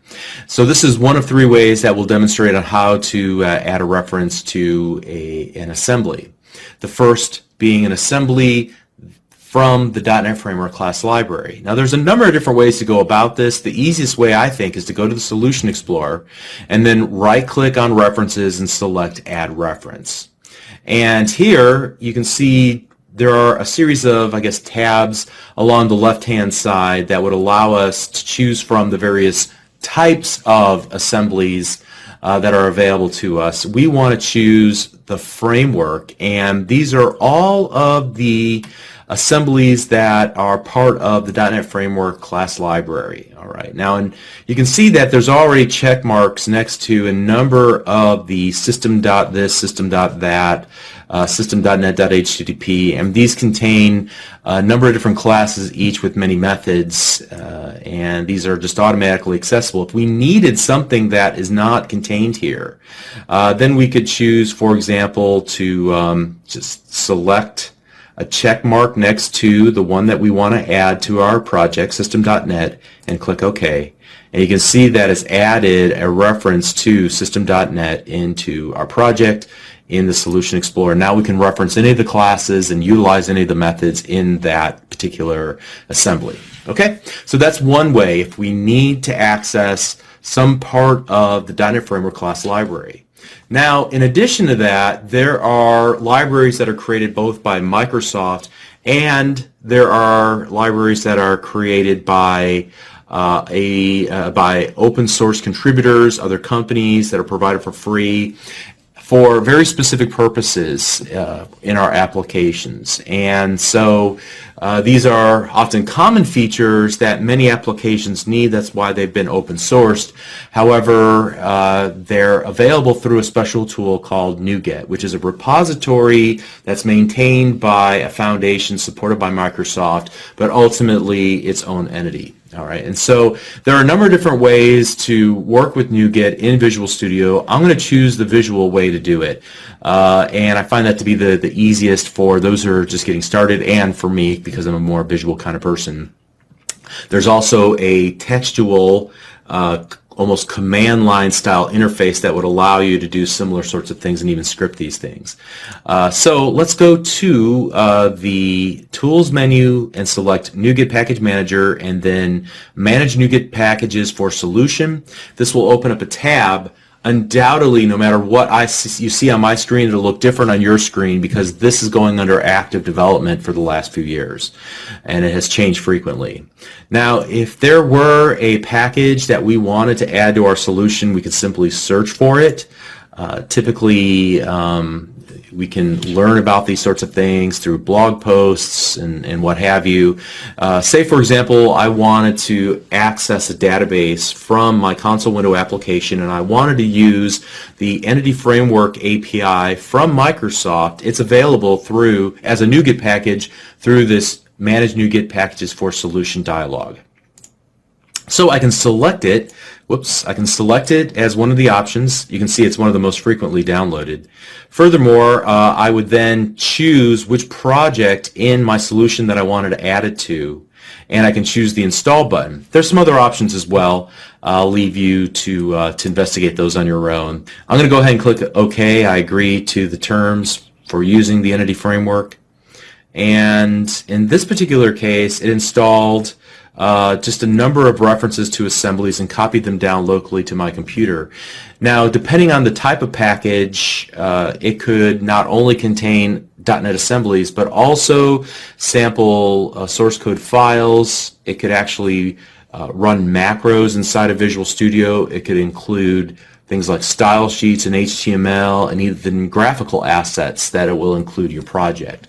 So this is the second way that we can go about adding assemblies and more to our projects. But the third way that I want to talk about is whenever we want to add a reference to a class library that we've created. Now, we haven't created a class library up to this point, so this is a perfect opportunity to do that and then add a reference to it in our project. So what I'll do is start off by creating a new project. Let me go ahead and let you see my entire screen here. And in the new project dialog, I want to make sure to choose C#. And then I want to choose class library. Notice that I chose the one that doesn't have the little NuGet logo next to it. It's just a little, looks like several books and the C# logo. Now this will undoubtedly look different to you, but just make sure that it's a regular old class library. And here we're going to call this my code library and click OK. And I'm going to go ahead and say I don't really care to save my other solution there. Alright, and so inside of this you can see that I don't have a program.cs. All I have is a class1.cs. There's no static void main. And so what I'll call this is the scrape class, and we'll have one public method. So public string scrape web page, and we'll create a version of this where you provide it just the URL, and then we'll create a second version of this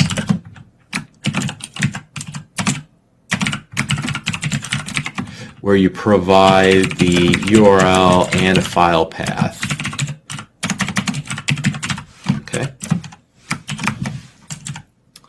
Alright, and so in this first case, I'm just going to copy down some of the code that we worked with previously to create this functionality where we were actually using this web client to go out, download a page, and then save it to a text file. I'm just going to generalize this. Remember what I did previously when I hit Control period on the keyboard in order to add a reference to system.net or add a using statement for system.net. And the next thing I'm going to do here is actually replace this hard-coded string with whatever gets passed in by the end user. All right, finally, I'm also going to have to add or resolve this reference to the file class. It's in the system.io namespace, so I'm going to add a using statement for that. However, in this specific case, I'm not going to write this to a file in this overloaded version of it. In fact, what I'll just do is return whatever's been input actually downloaded from client.downloadString. All right. Now the second version will do something almost identical. Here, let me replace this with URL, and we'll get rid of console.writeLine, and we'll go ahead and write this to the file path that was passed in, and then we'll return the reply. Now, truth be told, this might be a good situation where I could actually take these lines of code and create a private helper method out of them, and maybe that's a good idea. Let's do that right now. Private string get web page, all right, and we'll pass in the URL, and so here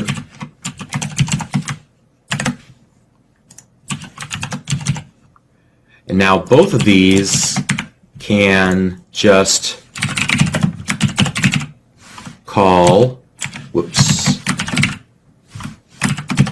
get web page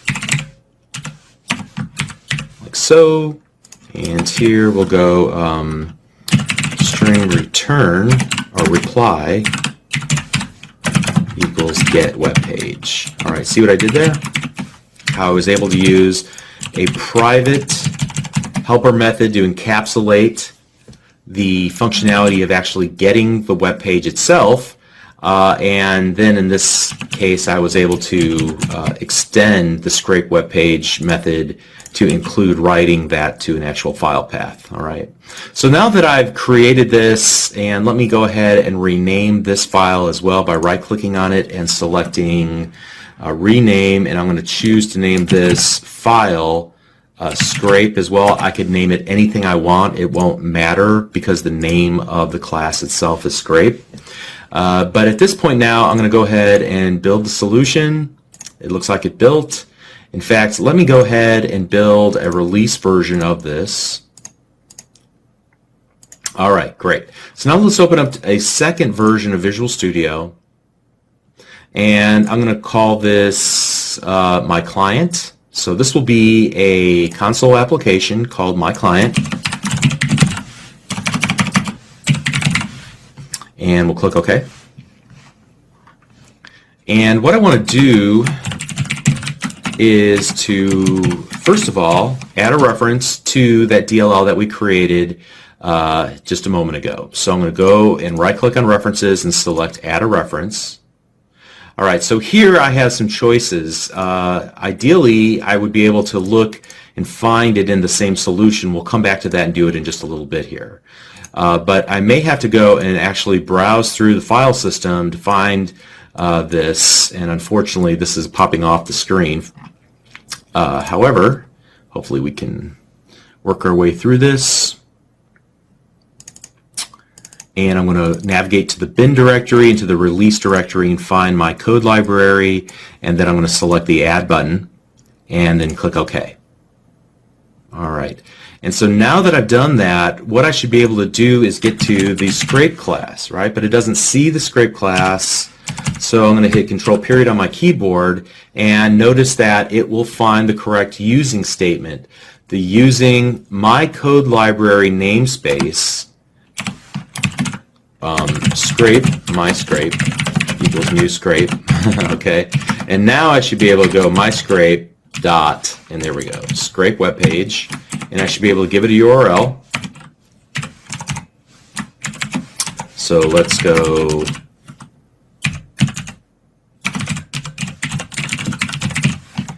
All right, and that should return a string. So string return, or actually just value equals. All right, let's move this over a little bit. And then I should be able to print that to screen. So console.write. So, and now we should be able to run the application. And it takes a moment, but it pops up. All right, so what we're able to do there, well, we created a reusable library now, so whenever we want to scrape a web page, we can utilize this in any of our other projects. Now, did you find how inconvenient it was to actually go and search around whenever we wanted to add a reference to it? I had to go and browse through through all my projects and everything. But I do want you to notice one thing about what happened after we did that. Let's go to my projects, and let's find that client, and let's navigate into the bin directory, and notice that it copied mycodelibrary.dll into the bin directory for the client application. So that's one of the things that it will do with any of the third-party assemblies that it will utilize. All right, but wouldn't it be easier if we were to start this over from scratch and we were to create a single solution that had both the client and the code library in the same solution? So let's do that now. I'm going to actually open up a third copy of Visual Studio. And here, let's create a new solution. So what I'm going to do is actually scroll all the way to the bottom and choose Other Project Types, and choose Visual Studio Solutions, and find Blank Solution. Now, this might be in a different place, so you may have to kind of hunt around for it, but you ultimately want to choose Blank Solution. It should be available to you. And we're going to call this Lesson 18. So the solution's name will be lesson 18, but what we're going to do is add projects to this solution. So the first project that I'm going to add, and there's a number of ways to do this, like add, but it goes off to the right-hand side of the screen. I could add new project, file, add new project, and then we're going to choose the class library. So we'll call this the scrape library, all right? And then I'm going to choose to create another project and add it to our solution called of type console application, and this will be the scrape client. Okay. All right. So in our scrape library, what I'm going to do, just for simplicity's sake, is actually go to the work that we've done here a moment ago, and I'm going to copy all of this, like so. And let's come back here, and I want to paste all this in, like so. And yes, I'm going to have to resolve these class names by adding using statements here and here as well. All right, that should work. Looks like I actually lost my class name, so let's go public class scrape. And then let's make sure to put everything inside of it. All right, there we go. Now we get it working. And I'll rename this as well to just scrape. I could have left it, called it class 1, but that'll work just fine. Okay, so I'm going to go ahead and build that. Right-clicked on the project name and selected build. All right. And now what I want to do in the client to utilize that class library is I need to add a reference to it.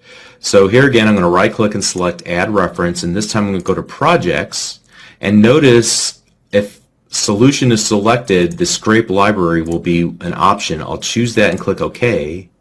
And now we can utilize scrape library in our application. So let's go ahead and just type in the word scrape scrape dot, and it's not going to find it. So I'm going to hit control period, and I need to add a using statement. Since I renamed it, now it's called scrape library, so I'm going to add the scrape library namespace to using statement to the code file. So scrape my scrape. In fact, I don't have to do all that, right? I can just copy and paste it from the previous client, like so. And we can rerun the application. Whoops. And it says a project with an output type of class library cannot be started directly. All right, why do you suppose that happened? Well, because there are actually 2 projects now in my solution, and you can't execute a library, correct? So what we need to do is right-click on the client project and select Set as Startup Project. And now, let's go ahead and close that. When we attempt to run the application, it'll work. Furthermore, if we were to make any changes to how the library actually works, let's say, what could we do here that's interesting? Let's do this.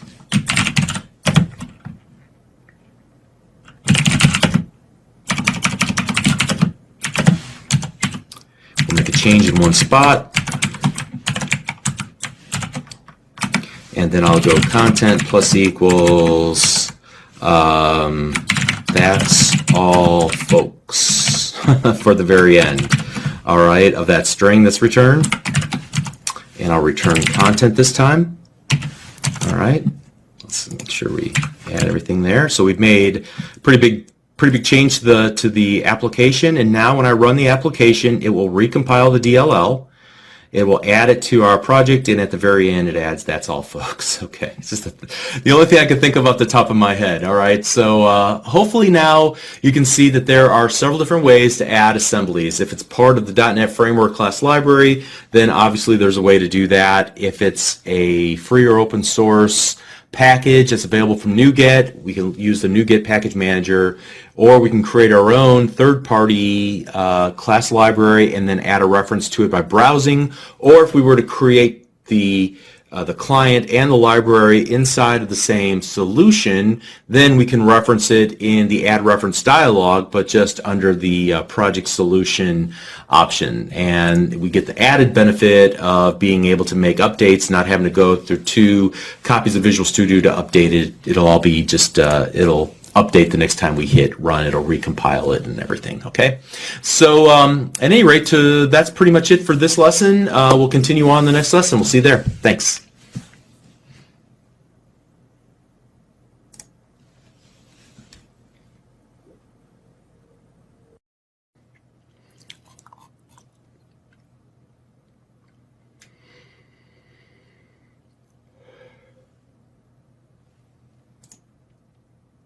Hi, I'm Bob Taybor with Developer University. For more of my training videos for beginners, please visit me at devu.com. Previously, we looked at arrays, which allowed us to keep a sequence or a group of related data together inside of the same variable. So we would create an array by providing a data type, and so each item in the array had to be of that data type. We would also provide the number of elements we expected in the array by defining that number between a set of square brackets.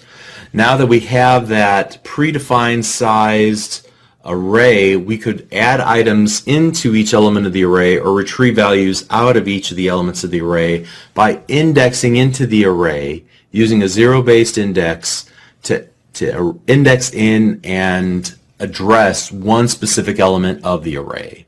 Now, once we had the data collected into an array, we could do some interesting things. We could iterate through the array and investigate each element of the array. Or we could even pass the array around as if it were one variable, pass it in, for example, as an input parameter to a method. But you recall at that time I also said that at some point we would talk about collections. And I even gave collections a nickname, calling them arrays on steroids, all right? And I think you're going to agree after this lesson that collections are great whenever you're working with all data types, especially those data types, those custom data types that we've been working with up to this point in this series of lessons. For example, the car class that we created ourselves.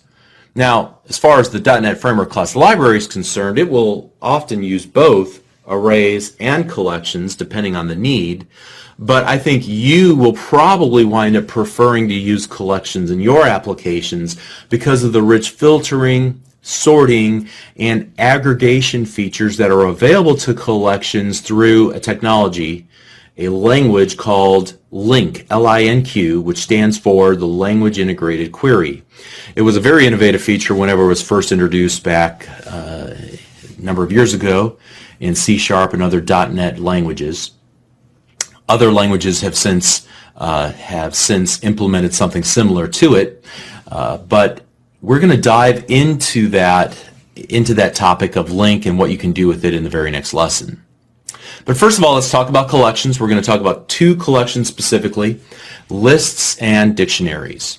Now, truth be told, there's probably a dozen additional varieties of collections that you could use for very specific purposes. They each have a superpower.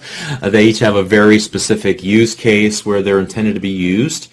I find myself using lists and dictionaries 95% of the time, so we're going to focus on those for this lesson. But after this lesson, by all means, feel free to go off and learn all the additional collections that are available to you and what they can do that's a little bit different than the list and the dictionary. Okay, so suppose that I have a number of cars on my car lot and I want to write an application that allows me to manage them. So I need some way to collect all of the individual instances of the car class together into a single array or collection. Now again, I might use an array of cars, but I think I'm probably going to choose to use a collection because of the added features that I'm going to gain using collections. We're going to talk about a bunch of different types of collections, but I want to start off with kind of a conversation about an older style of collection that's no longer used anymore, to show why there's a newer style collection that's available, and it'll help you maybe understand that idea a little bit better. As you can see, I've got a project called Working with Collections already set up here. Please take a moment and create a new console window project. I'm also going to paste in two classes that I've defined, simplified version of the car class that we've used before, and then also I'm going to create a book class, as you can see there at the bottom. Very simple classes. And the next thing that I'm going to do is actually paste in some code to actually create new instances of each of these classes, and then populate their values. So you may want to pause the video yet a third time and copy in the code that I have copied to screen there as well. Alright, so the very first thing that I'm going to want to do is to work with a collection, and I'm going to work with something called an array list. And so let me just say this about array lists, that they are dynamically sized, which is one of the great benefits. You don't have to do anything to say I need to add one more item and another item and another item. Remember, with arrays, I said it was possible to resize an array, but it's a little bit of an advanced operation, not so with an array list. So that's one of the big benefits. So you can just keep adding items to it and it'll be just fine. It'll also support cool features like sorting. You can easily remove items from the collection and so on. So let's go ahead and create a new instance of this array list. And when I do, notice that we don't already have a reference or a using statement to a namespace. So what I'll have to do is hit Control period on my keyboard, and you can see that it is in a namespace called using system.collections. I'll go ahead and add that namespace to my project. And so we'll create a new one called my array list equals new array list, like so. And now that I have my array list, I can begin to add items to the array list, like, for example, the car, the first car, and then I can add a second car, like so. All right. Now, one of the problems with the old style collections like the array list is that there was no easy way to actually limit the type of data that would be stored inside of the array. So for example, I want to work with automobiles, but I might accidentally add a book into the array, and it will work just fine. All right, there's no complaints. So the old style collections are not strongly typed, in so much that you can put anything inside of a collection. At first glance that might seem great, but what if I wanted to actually then print out a list of all of the cars, makes and models? So let me start by, at the very bottom here, type console.readline so we can get through that formality, and then I'm going to just do a for each. And what am I going to work with here? Let's just say I'm going to work for each car in my array list, all right? And then I might go console.writeLine, and let's just go car.make, like so, all right? And print that to screen, and let's run the application, and we will get an exception whenever we hit the third item in our array list. Notice that it has printed the first two to screen, but when we get to the book, it says that there's an invalid cast exception. In other words, we could not convert a car, or rather a book, which was the third item in the array list, into a car. So when we get to this spot in our as we're iterating through each of the items in our array list, we're going to hit a problem here.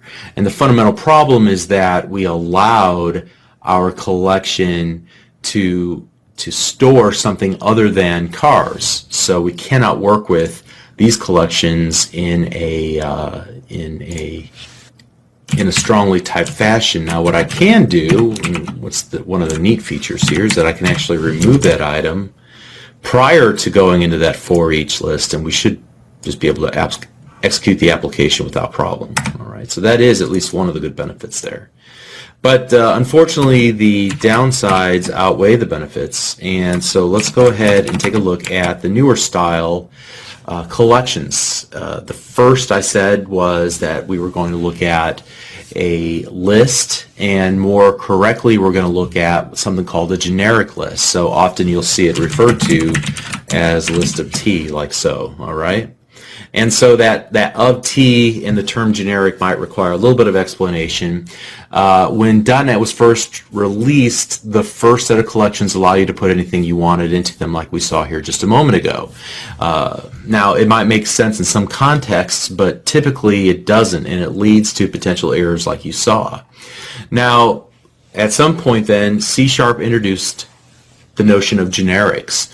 And specifically for our purposes, they released a series of generic collections. And so a collection is essentially generic, but it requires that you make it specific by giving it the data type that should be allowed inside of that collection. So we have a generic list, but we're going to make it a specific list to cars so that we can't even add a book to that collection. So let's attempt to do this one more time. This time we're going to go list, and notice that I'm using angle brackets, and in between the angle brackets I'm going to say what data type I want to use. In this case I want to use the car data type. So list of car called myList equals new list of car, like so. And at this point, we can go ahead and add car 1 just fine. We can add car list to my list. We can add car 2 just fine. But what happens when we attempt to add the book into our list? Well, at the point when we attempt to add the book to the list, we get an exception. We hover over and it says it cannot convert a book to a car. All right, and that makes a little bit more sense. It is specific to a car data type, so we cannot add a book to that list. But from this point on, we can work with it now with some confidence. So each car in my list.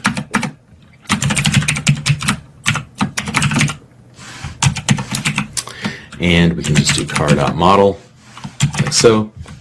And we would get what we would expect here. Great. A list of our car models. Okay?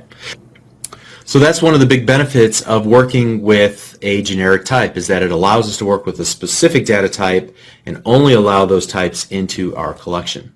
So this is probably the most popular of all of the collections available, but I'm going to show you one additional collection called a dictionary. And a dictionary is similar to, like, think of Webster's dictionary, where you have a word and you look it up in alphabetical order and find the word that you want a definition of.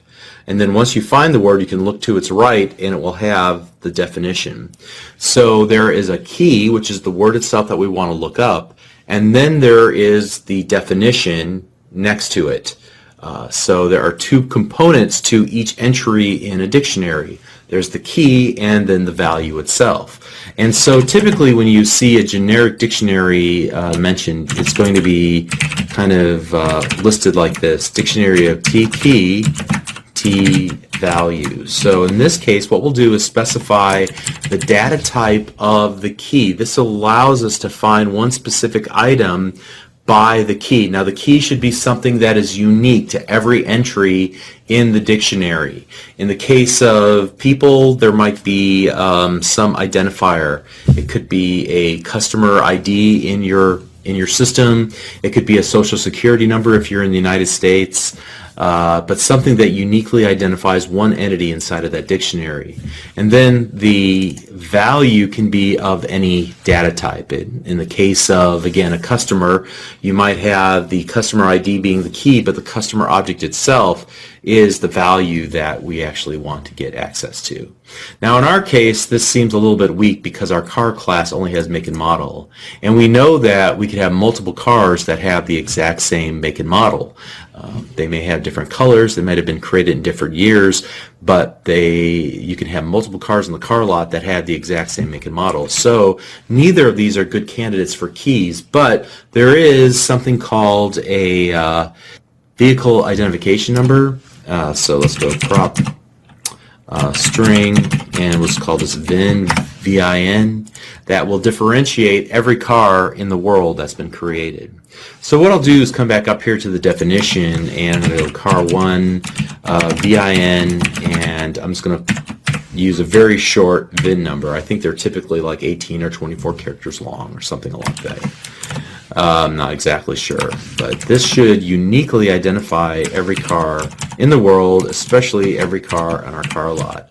So now what I can do is create a dictionary of my cars by starting off and saying something like dictionary, and then we're going to give it the two data types. The VIN will be of type string, and then the actual value will be of type car. And we're going to call this my dictionary equals new dictionary of string car. Notice that IntelliSense helped me out by essentially giving me a lot of that, and I can just hit the semicolon at the end of the line for it to type out that entire phrase. And now that I have this, what I can do is go my dictionary dot add, and we'll do car1 dot VIN and pass in car as the actual value. So the car1 VIN again is our key into the actual car1 itself. Okay, and likewise we'll go add car2 dot VIN and car2. All right, and so at this point here, if I were to attempt to find a given item, so console dot our right line, and I need to find a specific car on my car lot, I can allow a user to type in the VIN number, and I can look it up in the dictionary quite easily. So say for example I want to do my dictionary dot, and then there's a number of different ways to go about this. I think probably one of the easiest ways, actually, let's go back and not use the dot. And here I'm actually going to use the key itself. So we'll call this B2. And then now we can reference a specific item in the dictionary of type car. So we can get the make, for example, and print that out to screen, like so. All right, we were able to find the geo that way. All right. All right, so hopefully that makes sense. Let's continue on. If you recall, when we originally were looking at, and let me comment all this out. We were looking at arrays. I said there's some interesting things you can do to initialize an array with values, like we see here. Here we're creating a string of name, an array of strings called names, and to initialize it, I give it a collection of names that are comma delimited. And so now I have an array that has 4 elements in it, and it's already been initialized with the values. You can do the same thing with the objects to initialize objects at the point of instantiation. So to do that, we'll use an object initialization syntax. In fact, let's go ahead and just to prove this all works, let's comment out everything we have up here as well. And get rid of the cars in the book. And we'll come down here and go car1 equals new car, and then notice what I do. I use that same syntax, the curly braces. And inside of here, what I can do is actually define all the values. So make equals, let's just dream large here and go make, and the model would be a 750, and we'll make it an LI, and then we'll also give it a vehicle information of C3. All right, like so. So now I've done actually 3 things in one line of code. I create a new variable called car, I create a new instance of car in the computer's memory, and now I'm getting access to that address in memory by using the car1 label, the variable name. And then I go ahead and populate the properties of the car object at the moment that I create that new instance by using this object initializer syntax. All right. Some people don't like this. It looks like it might be doing too much in one line of code, but I think you'll find that if you ever do need to hard code examples like I do frequently that this shortened syntax actually saves you several lines of code, and it's just fine. It's valid code. All right, so let's go ahead and while we're working here, let's go ahead and create a Toyota. We'll set the model equal to a 4Runner, and we'll give that a VIN of D4. All right, like so. Okay. And so now we can work with the cars just like we did before. But in and of itself, this might not be so interesting. But this is the object initializer syntax. And we can take this one step further when it comes to working with collections. So we can use collection initializer syntax. And I want to point out one other thing, that we didn't have to use a constructor to make this work like we looked at before. That we're able to, regardless of the constructor, go ahead and set these attributes just like we use the syntax there. All right, but let's now talk about collection initializer, which can look a little hairy, but it's essentially the same thing. We're just taking it to the next level here. So in this particular case, let's go ahead and create a list of car called myList equals a new list of car. All right. Now at this point, what I can do, and notice that I put this on separate lines here. I typically might keep this on the same line just for my own sanity here. And now inside of this new empty list of cars, I can create a series of car objects like so. In fact, what I can do at this point then is use an object initializer inside of that. So here we'll go, make equals Oldsville. And then we'll set the model equal to Cutlass Supreme. And then the VIN number, we'll set that equal to E5, like so, comma, and then we'll create another new car to add to this list of cars, and we'll set its object initializer, setting its make equal to Nissan, and its model equal to an Altima, and then finally its VIN will equal F6, something like that. Okay. And now what I've done, all in one line of code essentially, is I've created a collection and I've added two objects, and in each of those objects I went ahead and already initialized all of their property values. All right. Whew. So there's a lot going on there in just that one line of code. Great. So at any rate, just wanted to recap the things that we talked about in this lesson. First of all, we talked about the difference between arrays and collections, and I promised that there will be a more obvious set of features that are available to collections, which we'll learn about in the next video.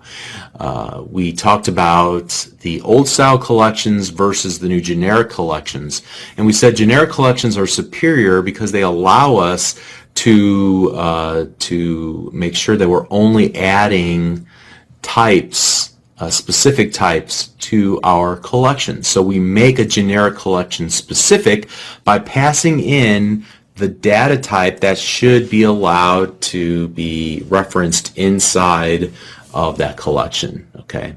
Then we looked at object initializers, just a shorthand syntax for initializing the properties of a new instance of an object, and then finally taking that one step further with a collection initializer, where not only are we creating a new collection, but then initializing it with new instances of the car collection. In both of those cases, then we are using object initializers. So we can do it all on one line of code. Now, honestly, unless you're building a lot of example code like I do, you may not see this as often unless you are creating some hard-coded objects for use within your application.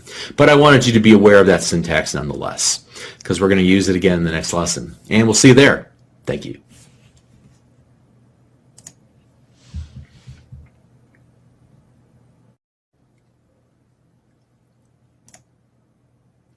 Hi, I'm Bob Taybor with Developer University. For more of my training videos for beginners, please visit me at devu.com. In this lesson, we're going to look at LINQ, the language integrated query syntax that was introduced some years ago to provide a way to filter, sort, and perform other aggregate operations on collections of our data types. And so we'll demonstrate two different styles of LINQ syntax. There's a query syntax that will resemble the structured query language SQL for querying databases. So if you're already familiar with SQL, this will at least feel familiar. Then there's also a method syntax, which might feel more familiar to C# developers. However, there is one little strange nomenclature thingy that we got to figure out, okay? But I think it's pretty easy. I think I have a good way of explaining it to you, and hopefully you'll understand what it's trying to do there. But what I'd recommend is you find the code for this lesson. There should be a before and after folder, and you want to copy the code in the before folder into your projects directory, and then open it up, and you'll be where I'm at right now in the Understanding LINQ project. You can see that I merely created a car class, and then I also have here a collection initialized class filled with cars, filled with attributes that we'll be able to search and sort on, and that'll give us something to work with here. Alright, so what I want to do to begin with is to kind of show you a comparison between LINQ's query syntax and then LINQ's method syntax to do the exact same thing. And you'll see the obvious difference, and we'll talk about the ways in which they're different. But let's begin with a query where we want to find all BMWs in this list of cars called My Cars. So it's as easy as this, and we'll talk about the var keyword here in just a moment. But BMWs equals from car in cars, from car in My Cars, where car.make is equal to BMW select car. All right. And so now let's come down here and print all those guys out. So let's go to console.write line. And let's provide the vehicle information number. So let's do 0 and 1. So we'll go, actually let's do this. Let's go for each, tab, var car in BMWs, console.write line, and then we'll go car.model and the car.vin. All right, and let's go ahead and add some of our replacement characters in there. All right, now let's go ahead and run the application, and we see that we get 3 cars that have been returned. So of all of the cars, I think there's 5 or 6. 3 of them with those VINs, A1, C3, and E5, are BMWs. And if you take a look at the data, that would be correct. So very quick, concise way of finding only those cars that match that criteria. All right, what if we wanted to add additional criteria? So say, for example, we wanted to also see where the car's year equals 2010. We could do that and rerun the application, and now we see that it just finds one of the BMWs was created in 2010. It is this last one, the 555i. All right. So that is the language integrated query syntax, the query syntax of LINQ.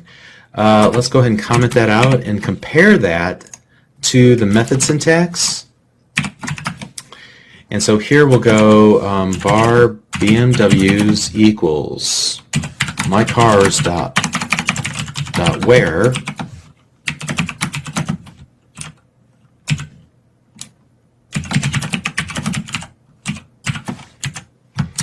all right, so this will give us all the BMWs. So let's go ahead and run that, and it gives us the same 3 that we got before. Now what if we wanted to also find only those where the year is equal to 2010? Then we would do that. Okay, and so you can see we found just that E5, that last one. All right, so this might take a little explanation here. For the moment, let's just ignore this last part. We'll talk about that in a moment. But what you see here, in fact, the whole thing in between the opening and closing parentheses is called a lambda expression. And you can think of it as a mini method. Essentially, what will happen is you say, given P, so given an instance of the collection, only return back to me those instances of car where the make is equal to BMW. See how easy that is? Again, just a mini method. You can kind of think of this as like the input parameter, and then this is just some condition, and when it's true, then return that instance and add it into this little collection over here. So now that we have a subset of all of the available cars on our car lot. Furthermore, I just added the logical AND operator and said, and make sure also that it was in 2010. Okay, well that filters out two of them. So again, mini method, lambda expressions are just mini methods.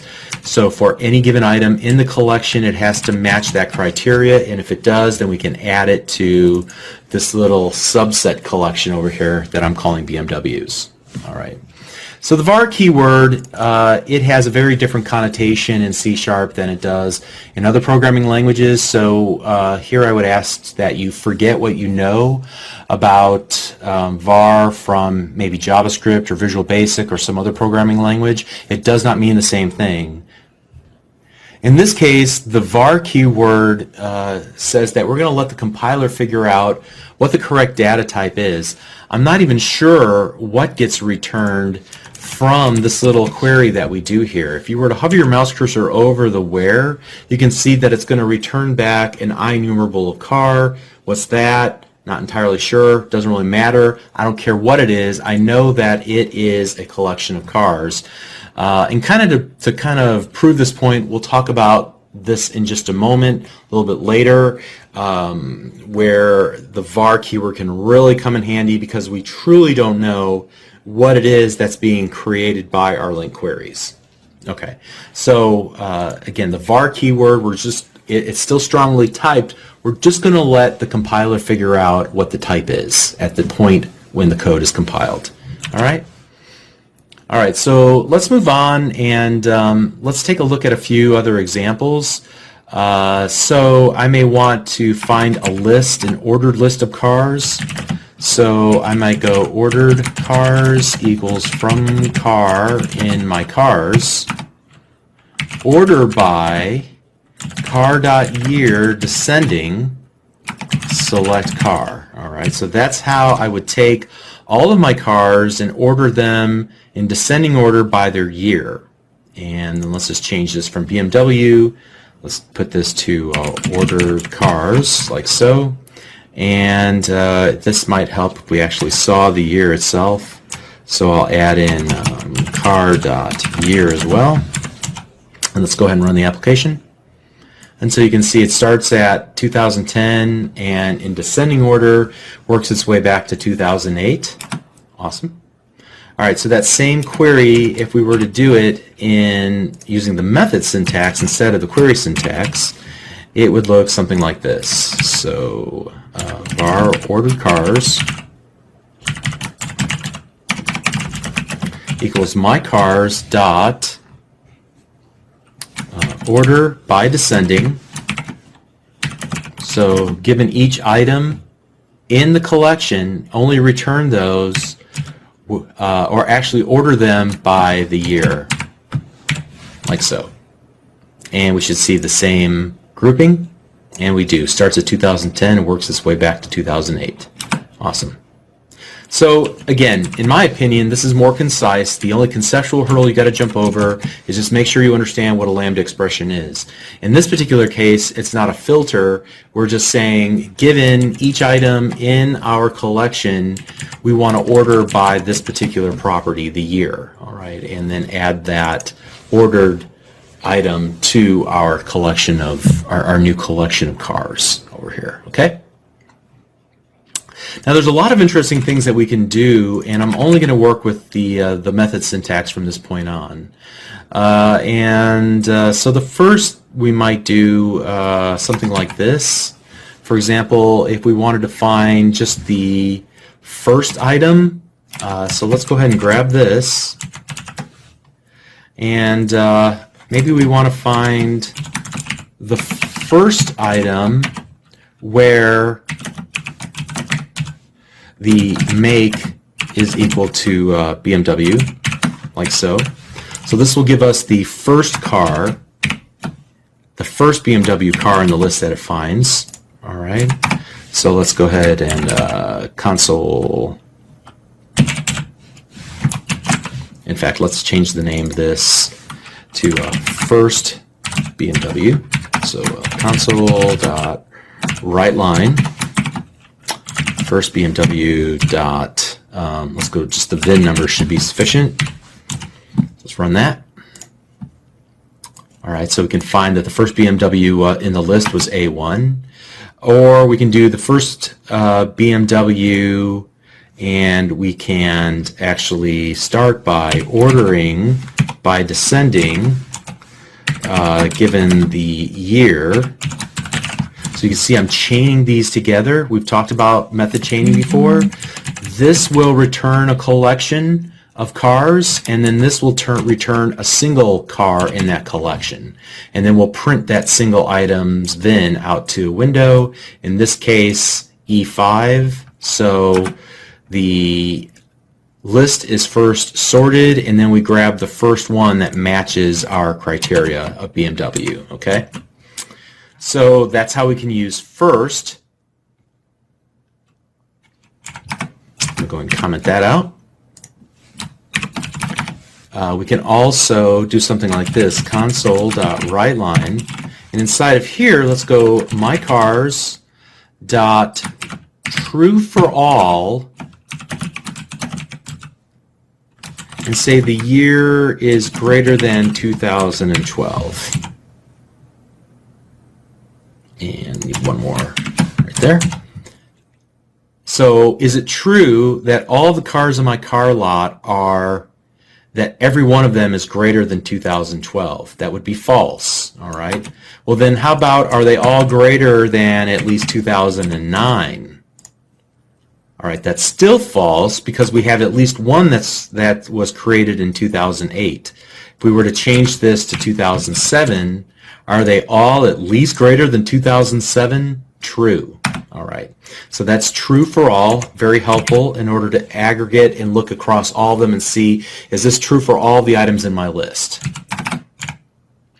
We can also even do something interesting like this. Instead of doing this for each statement, where it's essentially what, at least 2, if not 4 lines of code, we can create a for each like so. mycars.forEach,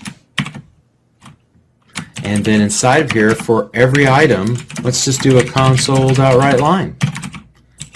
And in here, I can do p dot the VIN and p dot the sticker price. All right. And so let's go ahead and do that. In fact, we'll just do that as well. Oops, 1 and 0. Hopefully that all makes sense. Now let's run that and see what happens. All right, so here we are. We're able to list them all out and format their values. So you see how much more compact this looks than what we were writing here. We do it all in one line of code. Again, we're passing in for every single item in our collection. Just call console.writeLine and then use that particular item's VIN and sticker price inside of our formatted string. Okay. Here's another interesting example of this. Maybe in each case we want to go so mycars.forEach. In fact, here, let's do this before that line of code. Let's keep that one, and then go mycars.forEach. And in this case, I want to perform an operation on each of the data inside of there. So I might take the sticker price and reduce it by $3,000. Actually, let's go minus equal to. So this will take the sticker price and subtract $3,000 from the sticker price of every car in my collection. So you can see now what was, if we could kind of get a comparison going here. Let's see, unfortunately not going to be very easy to do, but you can see that what was $55,000 is now $52,000. What was 35 is now 32,000, and so on. Okay. So again, a lot of functionality in a very small space. Let's continue on with this thought and go and do something like mycars.exists. Do we have a car in our car lot where the model is equal to the 745 Li, true or false? And here let's do a console.writeLine, and so this will either turn true or false. Yes, we have at least one item in our inventory where the model is equal to 740 Li. Great. Now here's another good aggregate function. Here let's just do console.writeLine, and let's go mycars.sum, and here we'll say sum up all the sticker prices. Let's see what the total value of our car lot is right now, and you can see that it's about 247,000. So actually there should probably be a better way to format that using a format code, but hopefully you get the idea. We're able to sum up a single field across all objects in our collection of cars. All right? All right, and there's so many other things that I can show you, but I don't want to overwhelm you. But I want this just to go in one ear and out the other for now. This var keyword we've looked at, and I said that we use it because we want the compiler to figure out what the data type is. Sometimes it's easy for us to figure out what the data type of something is. Sometimes it's not so easy. So to kind of illustrate this, let's do a console.writeLine, and what I want to do is call on my cars, I'm going to call the get type. In fact, all data types in .NET have this get type method declared because it is it's declared on the grandparent of all objects called system.object. It defines this method called getType, which will tell us what the type of a given object is, and we can print it to screen. So in this first case, what is mycars? Well, mycars is a generic list of the car data type. So this understanding link is the namespace, and specifically though it's the car type. So we're basically saying this is a list of T, a list of car, right? So that's what's being printed out whenever we're looking at what the cars are, and that's pretty easy to see because we've defined it here. But once we perform an operation like one of these here, let's just see, ordered cars, we'll copy that again and stick it down here. And then I'm going to do console.writeLine ordered cars.getType, and it'll show us what the data type is for ordered cars. Let's go ahead and compare the two. All right, now in this case you can see that we're no longer dealing with a list of car, even though under the hood we know we're working with a list of cars. The way that it's represented in .NET is that it's actually an ordered enumerable, so an ordered list of of the link.car, understanding link.car. Okay, so again, okay, that makes sense. That's an ordered version of cars. How about just a regular old where statement? So let's do that. Let's copy that and see what the data type of that is, and then do the same sort of thing here, where we're going to see what that is. Let's go ahead and run the application again. All right, here's this third one. So this second one was an ordered enumerable. Then the one where we just called the where was an enumerable plus the where list iterator. All right, so things are starting to get a little funky here, right? It might be difficult for us to be able to express this ourselves if it were not for this var keyword. And so the var keyword is essential to help us to be able to create these very complex queries and not have to worry about what the data type of it is that's returned. We know that it is a type of list. It's an enumerable list, whether it's ordered or not, and we can we can for each our way through it, or whatever the case might be. Now the last thing that I want to demonstrate is I'm going to take this this first query here, and I'm going to pop it all the way to the bottom. Again, if this stuff doesn't make sense, don't worry about it too much. I wanted to go in one ear and out the other, just to kind of explain again the value of the var keyword. In this case, let's change something about this. Let's call this my new cars. All right. And here I'm not going to return cars. I'm actually going to do what's called a projection. I'm going to only take certain values, certain properties of a car, and I'm going to project them into a new data type. What's the name of the new data type? Where am I defining that data type? I'm not going to define the data type. It's an anonymous type. What's the name? I have no idea. It's anonymous. All right. So we can define types at runtime and only choose those properties that we need in the type for the moment. Why may not be obvious just yet, but I want you to understand that there is this idea of what we can do here. So in this case, let us merely let's pull out just a few things, like the car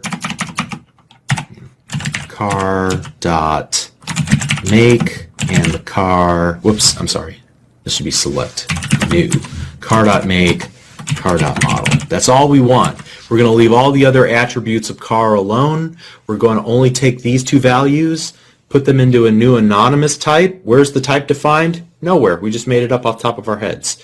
And we're going to save each of those anonymous types into a new collection of anonymous types. All right. All right, so let's go console.writeLine and then take a look at new cars.getType. And let's run the application yet another time. All right, and so this time you can see that we also here have an enumerable plus where select list iterator, whatever that means. But then notice that the data type involves something called an anonymous type that has two attributes, two string attributes, which would be the make and the model. All right. And so I say all of that to say this, that whenever you're working with LINQ, there's a lot going on under the hood to make it all very easy and accessible, but it all depends on defining your types as var, which says we'll let the compiler figure out what the type is. We're not so worried about it because the data type might be so crazy that we can't even comprehend what it is. All right, so hopefully that makes sense. Just to kind of recap the things that we talked about the difference between the query syntax and the method syntax. We looked at a number of different examples of the various LINQ extension methods that were available. We saw how we could kind of break apart an individual lambda expression to better understand that essentially we're saying each item in the collection, run this little mini method against it, and return back a given item that matches that criteria. And then we looked at how to tell what the types were and what the value of the var keyword is, and then we looked at anonymous types. All right, so we covered a lot of ground. I didn't explain everything in great detail, but the key here is just to kind of look at that little formula and try to understand what it needs. Look for examples online. Make yourself a little cheat sheet, and you should be able to utilize these methods inside your own application. All right, so that wraps up LINQ. This will be the hardest thing that you have to think about today, I guarantee it. All right, so that's it. We'll see you in the next lesson. Thanks.